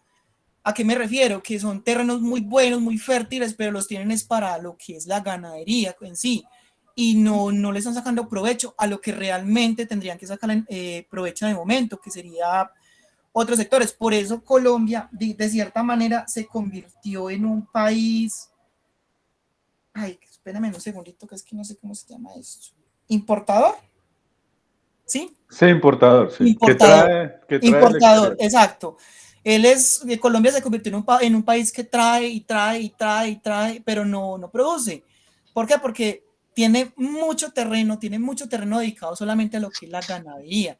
Entonces, digamos que con ese tratado con esa firma que se realiza, están tratando es de que Colombia se convierta en productor a largo plazo, pero para ese proceso sí es ayuda de todo mundo, supuestamente ayuda de colombiano, de ayuda de varias partes. Yo quiero seguir leyendo porque de pronto me la adelanto en todo y me quedo sin palabras, sin parlamento. Pásame la otra, porfa. Listo. el desarrollo y la integración de las regiones así abandonadas y golpeadas por el conflicto, implementando inversiones públicas progresivas, concertadas con las comunidades con el fin de lograr la convergencia entre la calidad de la vida rural, urbana y fortalecer los Fortalecimientos. encadenamientos entre la ciudad y el campo. Se me fue la paloma. El reconocimiento y la programación de las organizaciones de las comunidades, incluyendo a las organizaciones y las mujeres rurales para que sean actores en primera línea en la transformación estructural del campo. Ya se me vino. ¿Qué es lo que pasa aquí? Aquí no se busca que el Estado vaya al campo, no se busca eso, se busca al contrario, traer sí el Estado, pero de una forma directamente desde el campo, que eso es lo que supuestamente se pretende dentro de esta reforma, que directamente el campo sea el que como el que empiece como a generar las normas y que empiece a generar como los puntos y las normas de juego. Por ejemplo, dice pues dentro de esto que lo que son las juntas directivas y todo eso que se encarguen como de estar como arreglando los territorios, las carreteras, las vías, y ahí es donde de pronto erra el Estado, porque, o no sé, pues porque de igual manera el campesino sí hace algunas cosas, pero el Estado de igual manera tiene que hacer presencia en otras, porque hay sectores que son muy, muy fuertes y muy duros, por así decirlo. Bueno, y igualmente ahí para complementar, si nosotros en estos momentos lo vamos a mirar en el tema de la actualidad, donde dice converger entre la calidad de vida rural y urbana, y lo que está diciendo mi compañero, pues realmente el Estado pues quedó o firmaron para que nos puedan generar una buena, yo sería un mejor, para que el campesino tenga mejores oportunidades. Entonces, lo que están hablando del tema de las vías, realmente si usted se va a colocar el llano, no es que tenga las mejores vías, entonces por ese motivo creo que hace muchísimo tiempo se tuvo un problema con lo que las cosechas, eso fue la vía al llano que como tal que se tapó, entonces que se iba a perder todo eso y que realmente ellos iban a quedar endeudados. Ahora, también vamos a mirarlo, el complemento de públicas progresivas, vamos a mirar el tema de lo que pasó hace poco con el del Mintic, pues los 70.000 millones de pesos que se robaron y que realmente esto iba a ayudar para que los niños jóvenes pues tuvieran la oportunidad de tener un internet en ciertos lugares donde realmente pues no hay en la actualidad. Entonces nos vamos a mirar de que han hecho el intento, pero en cierta parte vamos a hablarlo, la corrupción no la ha dejado correr al ritmo en la que está estipulado en estos acuerdos. Ahora, algo importante como tal, en que mi compañero, sería tierra y bienes de productos sociales. Entonces acá intervienen las cooperativas, mutual, comunal, microempresario, asociativa y solidaria. Entonces, esto en estos momentos, las cooperativas, pues realmente, yo es que no conozco mucho, mi compañero sí nos puede ampliar más el tema de cooperativas. Bueno, en cuanto aquí lo que son los temas de las cooperativas, ¿qué es lo que busca o qué es lo que se buscaba o bueno, por qué se firma eso? Dice, qué pena, adelántame la presentación a la otra que estábamos, donde dice calidad de vida.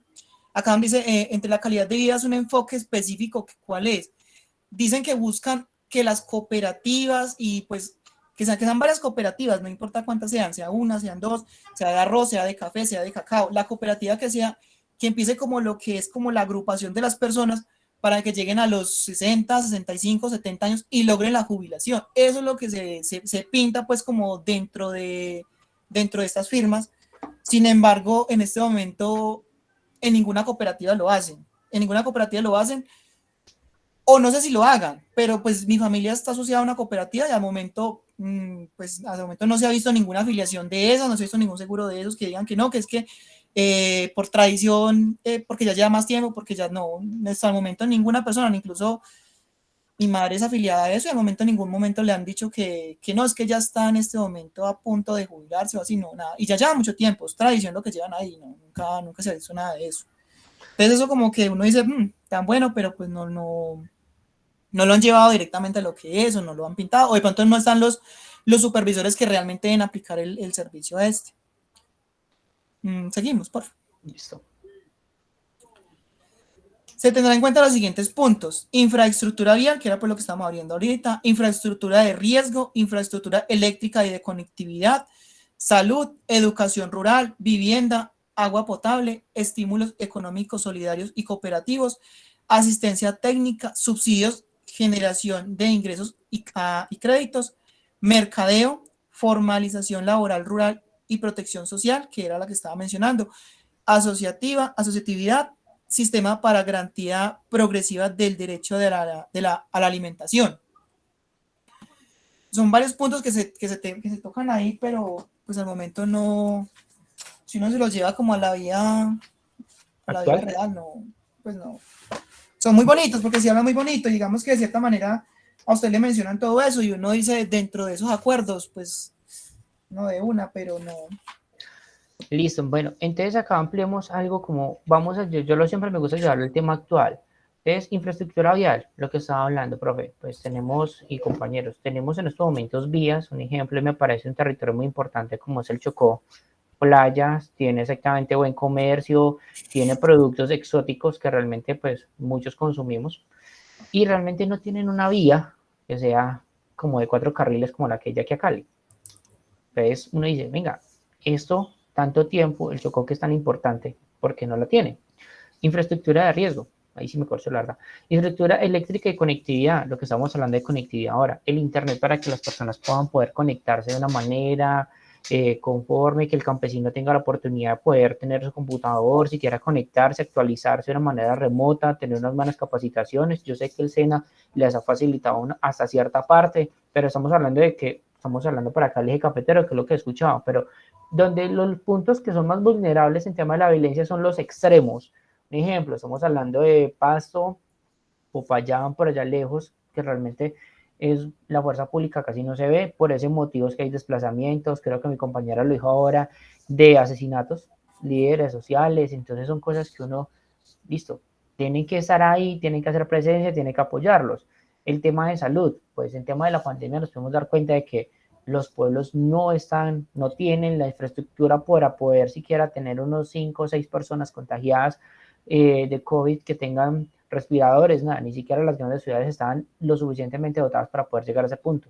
Una ejecución rural, la verdad, las escuelas, como lo estaba diciendo, y lo que se puede ver, son pues escuelas, son chocitas. Realmente eso no, uno se coloca a mirar, son realmente héroes los profesores que van hasta allá a enseñar, porque realmente se puede decir, tiene vocación. No, y lo peor son las vías.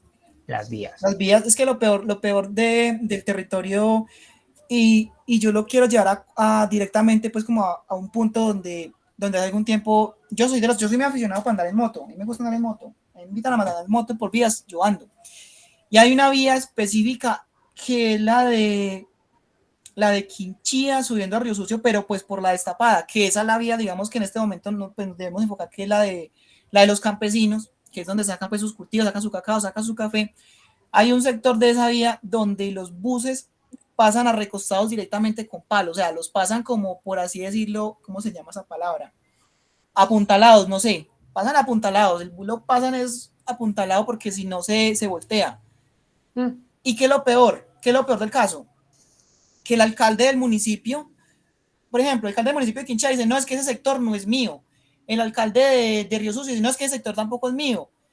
Se lo pelotean para aquí y para allá, y a la final que no, que porque es un lindero, no es ni el uno ni el otro, entonces ninguno le coloca mano de obra a eso. Entonces, arrancando desde esos líderes que tenemos en cada municipio, son líderes que se escogen, no sé por qué. En el momento dieron gallina, no sé. Listo, acá estamos hablando en vivienda y agua potable. En el agua potable, algo que me parece a mí, pues si quieren estimular como tal el tema del agua potable, pues los campesinos, algo que también dice en el documento es que tienen que ser amigables con el medio ambiente. Yo realmente en ocasiones he visto que las grandes fincas, empresas, ellos no, por ley, pues les toca que cuidar el agua, pero si ellos fueran, exactamente llegarían y cultivarían hasta la cañada, sin cuidar las cuencas. Y adicional a eso, también se tiene conocimiento de que a ellos, por ejemplo, si usted es un finca, tiene su nacimiento y le van a medir qué metro cúbico le sale de agua a ese nacimiento y eso usted lo debe pagar. Entonces, ¿por qué no el gobierno en vez de, venga, cuídeme ese nacimiento, y yo realmente le voy a hacer, no le voy a cobrar eso, pero me lo tiene que cuidar. Entonces, como para fomentar el trato con la naturaleza, porque es que si no estoy mal, nosotros sacamos recursos de la tierra todo el que quiera, pero realmente, ¿qué le retribuimos a ella? Pues, en pocas palabras, y creo que lo escuché en las noticias del día de hoy, donde en Colombia en estos momentos vamos a llegar a números rojos ahora en noviembre. Entonces, un colombiano como tal se consume todos los recursos exactamente en noviembre, y en adelante, como aparece en la parte administrativa, ya comenzamos a deber. En vivienda, mi compañero tiene un ejemplo muy bueno como tal de lo que sucede en tema de subsidios de vivienda en el campo rural. Les comento dos. En el momento, en cuanto a lo que era lo del agua potable, lo que estabas hablando de las fuentes, en este momento, no sé, si de pronto nos extendemos mucho, yo quería que nos diga, pero en este momento en Quinchía están lo que son las empresas, las mineras. Estas mineras están explotando de una manera fuerte, están sacando muestras de diferentes puntos. Y esta semana, pues pasaba yo por un camino, el cual me di cuenta donde hicieron un muestreo de esas perforaciones, y dentro de donde colocaron la plataforma chuzaron una avenita. Eso es como, no sé cómo se llama, eso es una fuente, pues es un yacimiento de agua, pero le metieron el tubo por otro sector y la chuzaron. Al la chuzaron, eso rompe y bota agua permanentemente, y ahí está el yacimiento ya pues como digo, el yacimiento se corre de donde está, pues naturalmente sale y empieza a explorarse por otros medios. Entonces digamos que en algunos momentos no se está cumpliendo tampoco eso, porque ni las empresas que tienen que cumplir eso lo hacen. Y en cuanto a lo que es la vivienda, en los municipios son muy sectoriales cuando son tiempos de campaña, que es lo que hacen con esas viviendas que son mejoramientos de vivienda, y se supone que el nombre lo dice, son mejoramientos de vivienda, no es una condición, es un mejoramiento. Entonces, no, lo que pasa es que a la familia tal se le va a dar, pero se le va a dar es un cuadro de 3x3 con un techo de 3x3, ya. Venga, pero es que nosotros tenemos la vivienda está mal, nosotros la queremos, no, es un cuadro, ya. Si no la quiere, entonces la perdió. Esos son puntos que uno dice, uff, eso se ha vuelto, o sea, de eso que pintan tan bonito ahí, uno dice, Bueno, entonces ahí vamos continuando. Subsidio de generación de ingresos y créditos, pues eso mi compañero habló como tal de las cooperativas. Mercadeo, algo que sí se le puede decir que Risaralda ha apoyado en estos momentos el tema de los campesinos, pues la verdad, del punto de vista en el que no conozco bien el proceso, pero se escucha en que fomenta de que las personas vayan a comprar a estos mercados campesinos. Creo que en la gobernación, ha habido carpas, en Expo Futuro ese fin de semana pasado también hubo. Entonces hacen esa parte de mercadeo como tal para que el campesino traiga sus productos, los venda y ahí ya como tal genera ingresos. Ese liberan del intermediario. Entonces, en pocas palabras, es algo muy bueno que me parece que están haciendo. No solo lo están haciendo acá en Risaralda, sino que también en Caldas, y eso motiva para que el campesino lo pueda hacer. Adicional a eso, uno se puede ver de que muchas personas cuando ya salen de paseo un fin de semana, los he visto que pasan por ahí por los lados y los campesinos sacan sus productos a venderlos. Y las personas llegan, van, cogen su carro, canastas, lo que sea, y se llevan sus productos y con eso se están economizando las personas, pues que en la ciudad es más costoso, y adicional a eso están apoyando a un campesino, que eso es algo que me parece muy chévere. Formalización rural y protección social. En esta parte, en la protección social, pues miremos por parte de la seguridad, pues lo que estamos hablando del tema, pues ya no miremoslo acá a nivel departamental, sino miremoslo más extenso. Entonces esa protección social realmente no se está viendo, y ya ahí sería para finalizar con un pequeño video que dura máximo 2 minutos y medio. Pero necesito saber si se escucha. Cerca del 70% de la población colombiana... Se escucha muy bien, Amílcar. Perfecto. Colombiana no tiene ni idea de lo pactado entre las FARC y el gobierno nacional durante los comicios realizados en La Habana. En ese orden de ideas, mucho menos en qué consiste la reforma rural integral. Desde el 6 de junio del 2014, el gobierno nacional, en acuerdo con las FARC, pactaron la Reforma Rural Integral, o RRI, la cual consiste en la transformación total del campo y la creación de condiciones de bienestar para la población rural. El gobierno y las FARC-EP, bajo los principios de priorización, integralidad, restablecimiento, participación y Desarrollo Sostenible plantean 3 aspectos claves para el desarrollo de la reforma rural integral. Creación del Fondo de Tierras. Se creará el Fondo de Tierras, que estará en la plena capacidad de atender las necesidades de los campesinos sin tierra o con tierra insuficiente, o de las poblaciones rurales más afectadas por la miseria, el abandono y el conflicto. ¿Y el gobierno a qué se compromete? El gobierno se compromete a disponer una cantidad de tierras de distribución gratuita divididas en hectáreas, que entregarán en un periodo de tiempo que aún no se ha definido y provendrán de las siguientes fuentes: extinción judicial, recuperadas a favor de la nación, delimitadas y fuera de reserva natural, inexplotadas, inexpropiadas y donadas. Y ahora se estará preguntando usted, ¿cómo puedo acceder a estas tierras? Bien sea mediante subsidio integral para la compra o crédito especial para la compra con posibilidad de pago a largo plazo. ¿Quiénes pueden acceder a estos beneficios? Trabajadores con vocación agraria, priorizando a la mujer cabeza de familia y a la población desplazada. De igual manera, se dará apoyo a pequeños productores con vocación agraria y a personas que participen en programas de asentamiento y reasentamiento. Programas de desarrollo con enfoque territorial. El PDET pretende la transformación del ámbito rural y un relacionamiento equitativo entre el campo y la ciudad, donde se asegure el desarrollo de la economía campesina y familiar y la integración de regiones abandonadas y golpeadas por el conflicto. Para dar cumplimiento total al PDET, las partes establecerán criterios de priorización donde cada una de las zonas tendrán que crear de forma autónoma y participativa un plan de acción para la transformación regional. Planes nacionales para la reforma rural integral. El objetivo central de los planes nacionales para la reforma rural integral: primero, superación de la pobreza y desigualdad, que en un tiempo estimado de 10 años se reducirá un 50%. Y segundo, la integración y el cierre de la brecha entre el campo y la ciudad. El gobierno nacional se compromete asegurando condiciones para el bienestar, tales como infraestructura vial, infraestructura eléctrica y de conectividad, salud, educación rural, vivienda y agua potable, subsidios y generación de ingresos, formalización laboral rural y sistemas de seguridad y soberanía alimentaria. Ahora que usted conoce la información, ¿qué opina de la reforma rural integral? ¿Presenta un panorama justo y equitativo para la población rural del país? Si desea obtener más información de este acuerdo, no... Bueno, y ya para finalizar... No tiene ni idea de lo pactado. Y ya para finalizar, entonces, yo quiero tener esa reflexión. Cuidar del campo es cuidar de nosotros. ¿Qué tanto te cuidas? Bueno, muchas gracias por su atención. Feliz noche. Germán, la pregunta que se les ha hecho a todos, ¿qué opinan ustedes ya personalmente sobre este punto del acuerdo? Independientemente de la implementación, que para eso tendremos un espacio, no sé si en la siguiente sesión, sino en específico en la lectura del acuerdo, en lo de la RERI, ¿qué opinión les merece ello? Corto, 1 minuto cada uno.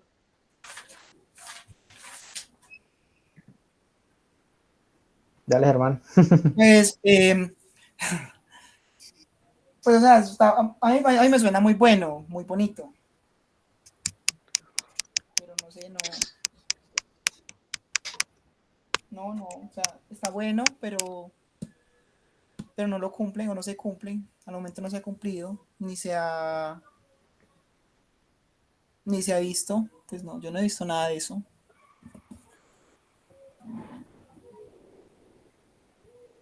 No sé, Amílcar, dale, no te preocupes, Germán, dale. Y Amílcar, ¿tú qué opinas? Profe, pues la verdad me parece muy bueno ese tema de propuestas. Realmente son propuestas buenas que están enfocándose en el campo. Realmente me parece muy agradable que tengan en cuenta esas personas que tienen que trabajar de sol a sol. Yo creo que esa frase es demasiado trillada. Sin campo no hay ciudad. Eso es literal. En el paro se pudieron dar cuenta que realmente cuando no puedan ingresar alimentos estamos en la inmunda.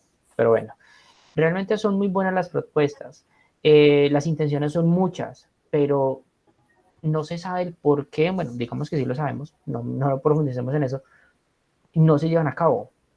Realmente uno ve proyectos, muchos proyectos que yo sé que el gobierno, que exactamente implementan, bueno, que mandan y gastan dinero en eso, pero no los ejecutan con tal de mejorar. Y lo que está diciendo mi compañero es verdad.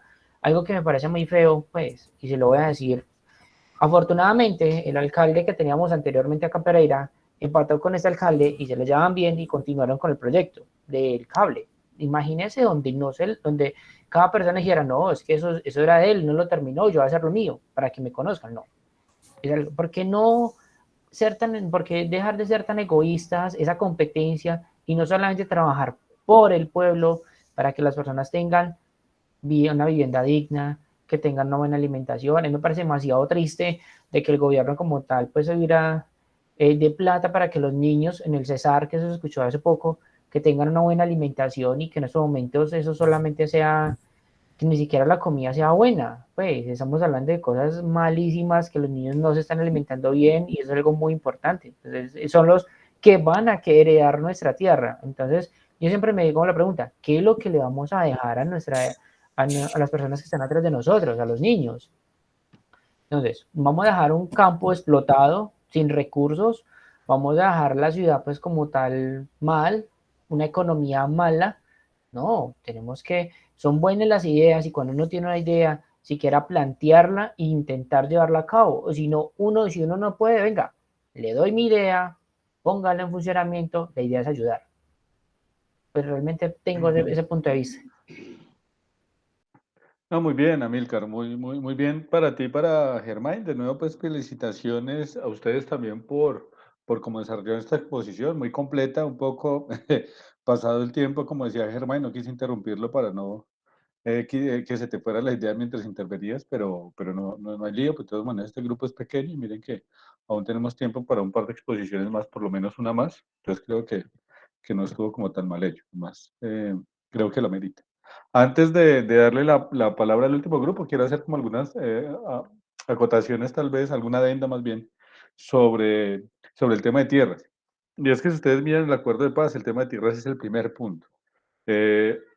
Muy pertinente, además, que hayamos trabajado, no sé, cosas de la vida, que se haya trabajado el tema de dejación de armas y el tema de víctimas, porque si uno mira el punto, el único punto, digamos, que era como exclusivo o que convenía en función de lo que tiene que ver con la insurgencia como tal, bueno, está de pronto el tema del fin de conflicto, el punto de fin de conflicto, pero muchos otros puntos, o sea, todo lo que tiene que ver con tierras, todo lo que tiene que ver con víctimas, finalmente está enmarcado en otros actores, en otros escenarios, ¿sí? En proponer soluciones, digamos, si bien incompletas, porque están incompletas en términos del papel, aunque sea, sí respondía al tema de, bueno, ¿cuál ha sido la causa del conflicto en Colombia? Y eso lo vamos a ver con mucho detalle en la próxima sesión, eso sí lo vamos a trabajar con mucho detalle, pues sobre todo ha estado asociado al tema de la tierra, o sea, la gran desigualdad en Colombia, vimos un poco el tema, por ejemplo, de la masacre de las bananeras, la sesión anterior, pero la gran desigualdad en Colombia ha estado marcada sobre el tema de la tierra y la inequidad de la tierra, y sobre la violencia que se ha generado en función de la explotación y, digamos, apropiación de la riqueza en la tierra. Entonces, digamos que el RERRI fue el primer punto no casual, sino fue también pensando y entendiendo ello, o sea, entendiendo que la violencia en Colombia, o más bien el conflicto, la violencia y el posterior conflicto social armado, porque son dos categorías diferentes que podríamos también abordar un poco, está muy aunado a ello, o sea, el tema de la tierra, a la distribución de la tierra, de alguna manera creo que, no sé si Amílcar lo decía ahorita, y eso, y eso también tiene un impacto importante en el tema de los acuerdos. De hecho, por un tema también de lo político, y creo que esto tampoco hay que tener como miedo de decirlo, por ejemplo, el punto de tierra ha estado pausado desde que inició la presidencia de Duque. ¿Por qué? Porque él representa un sector terrateniente que, por ejemplo, no le conviene el tema del catastro rural. ¿Qué es el catastro rural? La formalización de la tierra.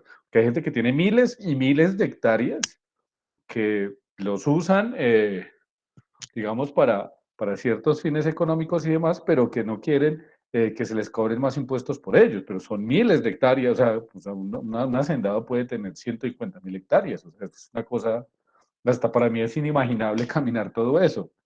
Y ahí es donde, o sea, ahí en esa concentración de la tierra en Colombia también hay unos intereses y bueno, de otras formas. Y por ejemplo, todo este tema de la red ha estado pausada, ha estado pausada porque pues finalmente hay unos sectores que no han querido que ese primer punto del acuerdo se implemente, ¿sí? Incluso uno ve, por ejemplo, el tema de dejación de armas, que pues mal que bien se implementó, el mismo tema de fin de conflicto, o sea, se han generado víctimas, ha ido pues generando cosas, está la Comisión de la Verdad, está la JEP, que funcionan y se han generado retrasos, pero pues que están ahí, mientras que lo de tierra sí ha estado en su mayoría detenido y se han generado muchas reformas, además quitándole algo de la esencia de eso, pero bueno, cuando miremos el tema de los estados de acuerdo los estados del acuerdo de paz, es decir, habrá una charla semanas 4, las 5, si no estoy mal, no, las 5, las 7, si no estoy mal, habrá un espacio para mirar cómo está la implementación completa, o sea, desde a partir de esas lecturas que ustedes están haciendo, poder proponer, mirar, digamos, hasta qué punto se ha podido implementar ello y cuáles han sido las dificultades para implementar esos acuerdos. La puedo dar yo, o si no, voy a ver si puedo invitar a alguien que conoce también con mucho detalle ese asunto y poder dialogar con esa persona.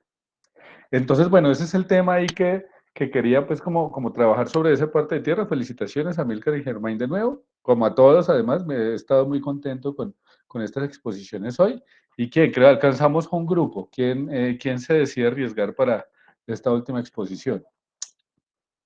Un tema importante, por favor a todos y a todas envíenme las diapositivas al correo electrónico de la REMIT. Inclusive los que no han expuesto, que tienen exposición para la próxima, pues que iniciaríamos el próximo encuentro sobre, pues para terminar las exposiciones, por favor me las envíen. Germán, dime. Profe, qué pena. ¿Cada uno o una sola persona del grupo? No, por grupo, o sea, o pongan, las diapositivas ponen los dos nombres, o sea, en la primera ficha. Una sola persona. No, o sea, sí, como en la presentación de las diapositivas, si están los nombres de todos, pues ya con eso sé que están los dos. Es como para el material. Ok. Y para los que no han expuesto todavía, pues para poder hacer ello. Pero ¿quién sigue para hacer la última exposición? Tenemos 10 minutos para poder trabajar al menos un tema.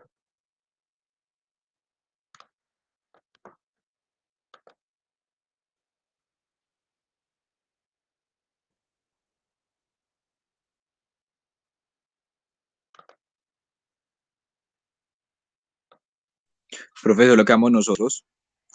Dale. Dale, Sebastián. El compañero Jonathan me podría hacer el favor de compartir las diapositivas. Profe, buenas noches. Sí, claro, un momentico.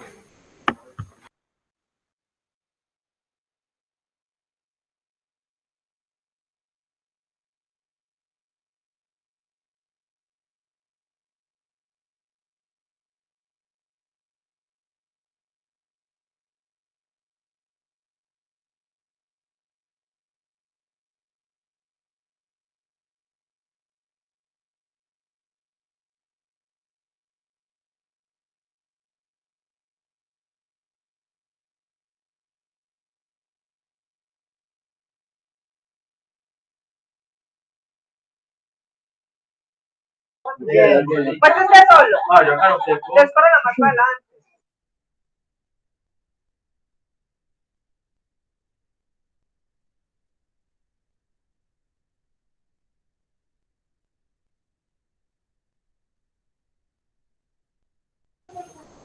Listo, Jonathan, ahí la estamos viendo. Listo, profe. Sí, ahí lo estamos viendo, Jonathan, dale. Bueno, primero que todo, buenas noches a todos. El tema de la exposición de nosotros es el punto número 4, que es el tema de la solución al problema de las drogas ilícitas. La exposición está a cargo de Sebastián Laverde Ocampo y quien les habla, Jonathan Ocampo. Acuerdos de paz. El cuarto punto del acuerdo de paz trata en parte sobre la solución al problema de las drogas ilícitas y los campos de cultivos, que se encuentran integrados en la reforma rural integral. Se entiende que el problema es parte fundamental del conflicto armado.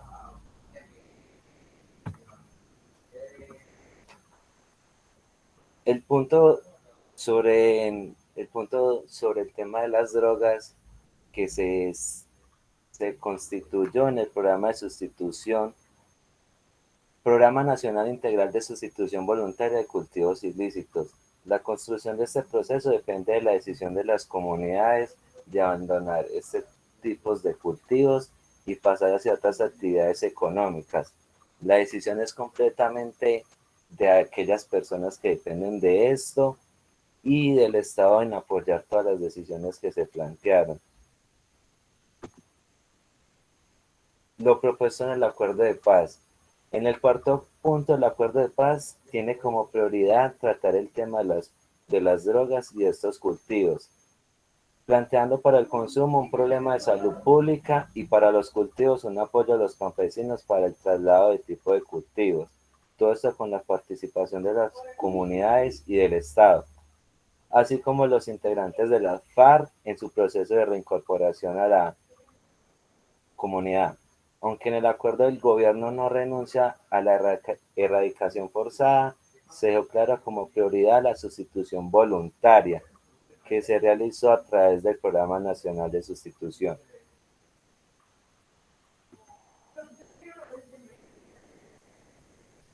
Listo, profe, voy yo. ¿Qué viene haciendo el gobierno? El gobierno nacional en ese entonces se propuso una meta en un lapso de 2 años de sustituir 100.000 hectáreas de cultivos de uso ilícito, en las cuales planeaban que 50.000 se hicieran de sustitución y las otras 50.000 de erradicación. El 27 de enero del 2017, el gobierno nacional y las FARC lanzaron el Programa Nacional Integral de Sustitución de Cultivos de Uso Ilícito, PINIS, que con ese, pues, las 50.000 hectáreas de sustitución. Y el 17 de febrero del 2017, mediante la resolución del 249, el presidente Juan Manuel Santos y con la policía lanzaron ya lo de dar las otras 50.000 hectáreas de cultivos, o sea, de erradicar las 50.000 hectáreas. Con esto también venía que les decían a los campesinos que les dan 36 millones de pesos para quienes se decidieran cambiar a cultivos normales.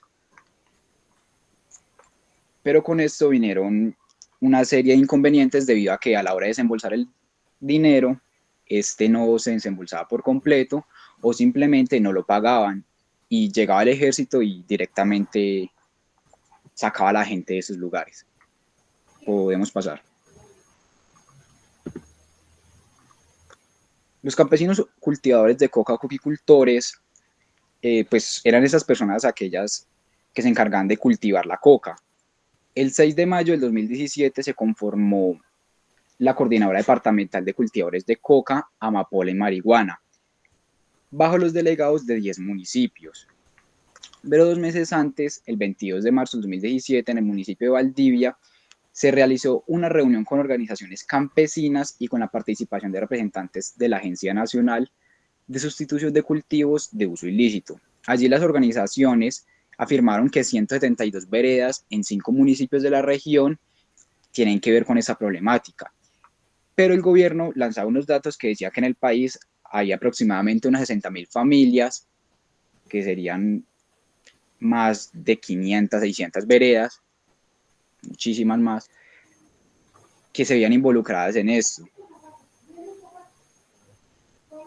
Y pues, listo, profe.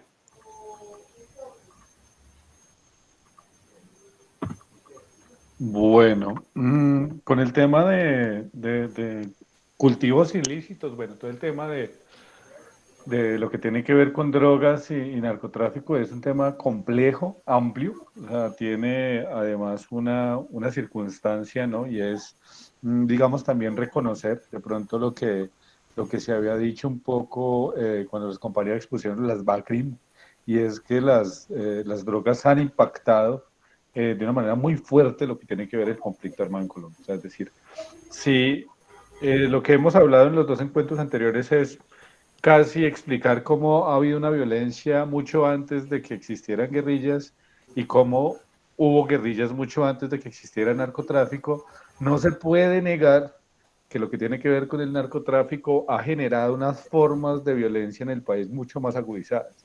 Y eso tiene que ver con, por ejemplo, la traslación del conflicto del campo a la ciudad, o sea, el tema del microtráfico, el tema de las bandas.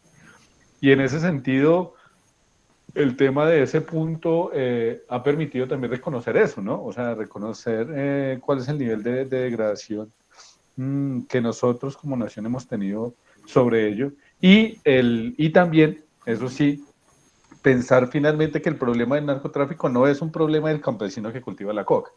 Que eso, por ejemplo, es un elemento que me pareció muy novedoso en el acuerdo de paz, y es que si uno mira la política antidrogas de Colombia, desde el Plan Colombia, incluso antes, siempre ha sido una política que ha enfocado el proceso, por ejemplo, de ataque de las drogas en función del campesino, ¿sí? Mientras que incluso el tema de la fumigación, el tema del control, mientras que todo este proceso en el acuerdo, podríamos también trabajarlo un poco más adelante. Mira, uno no el problema de las drogas como el campesino es el problema, sino más bien el tema de la falta de acompañamiento del campo. Por eso este punto de drogas estaba dependiente sí o sí del tema de la RR, o sea, porque digamos que los campesinos no tienen una concepción mística de la coca. ¿A qué me refiero? O sea, el campesino no cultiva coca porque le guste, sino porque es rentable, ¿sí? Y en un país donde el campo ha estado tan abandonado, poder, digamos, pensar en cambiar esa lógica del cultivo de ilícitos, porque no es solo la coca, obviamente, es también poder pensar incentivos al campo para que el campesino pueda dignificar su labor con productos legales. Es decir, si el campesino el plátano le fuera tan rentable como la coca, pues ciertamente cultivaría plátano y no coca. Entonces, digamos que hay unos elementos muy interesantes en los acuerdos que permiten desdibujar ese tema y pensar, y digamos que no solo está pensado en eso, sino también pensar, bueno, entonces, ¿cuáles son los puntos medios de la coca? Es decir, ¿quiénes son los que realmente se están beneficiando? Porque si uno mira, por ejemplo, el campesino, si bien la coca es más rentable que otros productos, de todas maneras el campesino que la cultiva es el que menos se beneficia del narcotráfico. Siempre están los grandes eslabones de la cadena que son exteriores, además, o sea, la droga es lamentablemente un negocio internacional y la mayoría de las ganancias están por fuera del país, pero también unos narcotraficantes y que son los intermediarios, que por eso me pareció también muy chévere esa exposición de las BACRIM, porque también permiten reconocer dónde se están generando, dónde se están quedando las ganancias de la droga, en qué grupos, ¿sí? En lo que se llama también neoparamilitarismo. Bueno, hay varias definiciones que tienen, que responden a ciertas precisiones. Pero bueno, creo que eso pues lo podríamos ir como trabajando también más adelante. Me hubiera gustado que hubieran podido profundizar un poco más, pero bueno, de todas maneras está bien haber realizado el ejercicio y el trabajo. Son las 8:30. Les voy a proponer algo. El próximo miércoles, ese webinar que hay, que es un webinar sobre normas APA, lo voy a estar orientando yo. Ese webinar está, si no estoy mal, propuesto, creo que aquí está en el chat, está propuesto para las 5:30 de la tarde y seguramente esté terminando de pronto pasaditas las 6:30. Entonces la próxima sesión estaríamos en el webinar, los que quieran acompañarnos, genial. Además creo que todo este tema de normas APA es como vital importancia para todos. Y sí, mira, no, el webinar es a las 6:30 de la noche. Entonces yo creo que estaría terminando tipo 7:30, va a ser como muy conciso. Pero entonces sí me parece importante que puedan estar todos ustedes, que se inscriban a ese webinar para que nos acompañen. Y a las 7:30 daríamos cierre a las exposiciones faltantes sobre la base de que haya una excusa válida para los que no envíen, por ejemplo, no hayan podido estar hoy, me escribieron dos que no podían estar, y los demás, por favor, me envían ahorita mismo al correo las diapositivas de la presentación que van a tener el próximo miércoles. Y seguiríamos con ese espacio, ¿vale?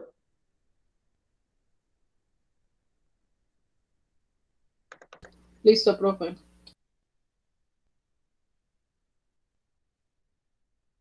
Listo, entonces, no, que tengan un feliz resto de semana y nos estamos viendo en estos días. Listo, profe, muchas gracias. Que tengan una buena noche. Muchas gracias a ustedes. Que descanse, profe, gracias. Gracias, ¿no? Gracias, profe, hasta luego. Hasta luego, de nuevo felicitaciones por esas exposiciones.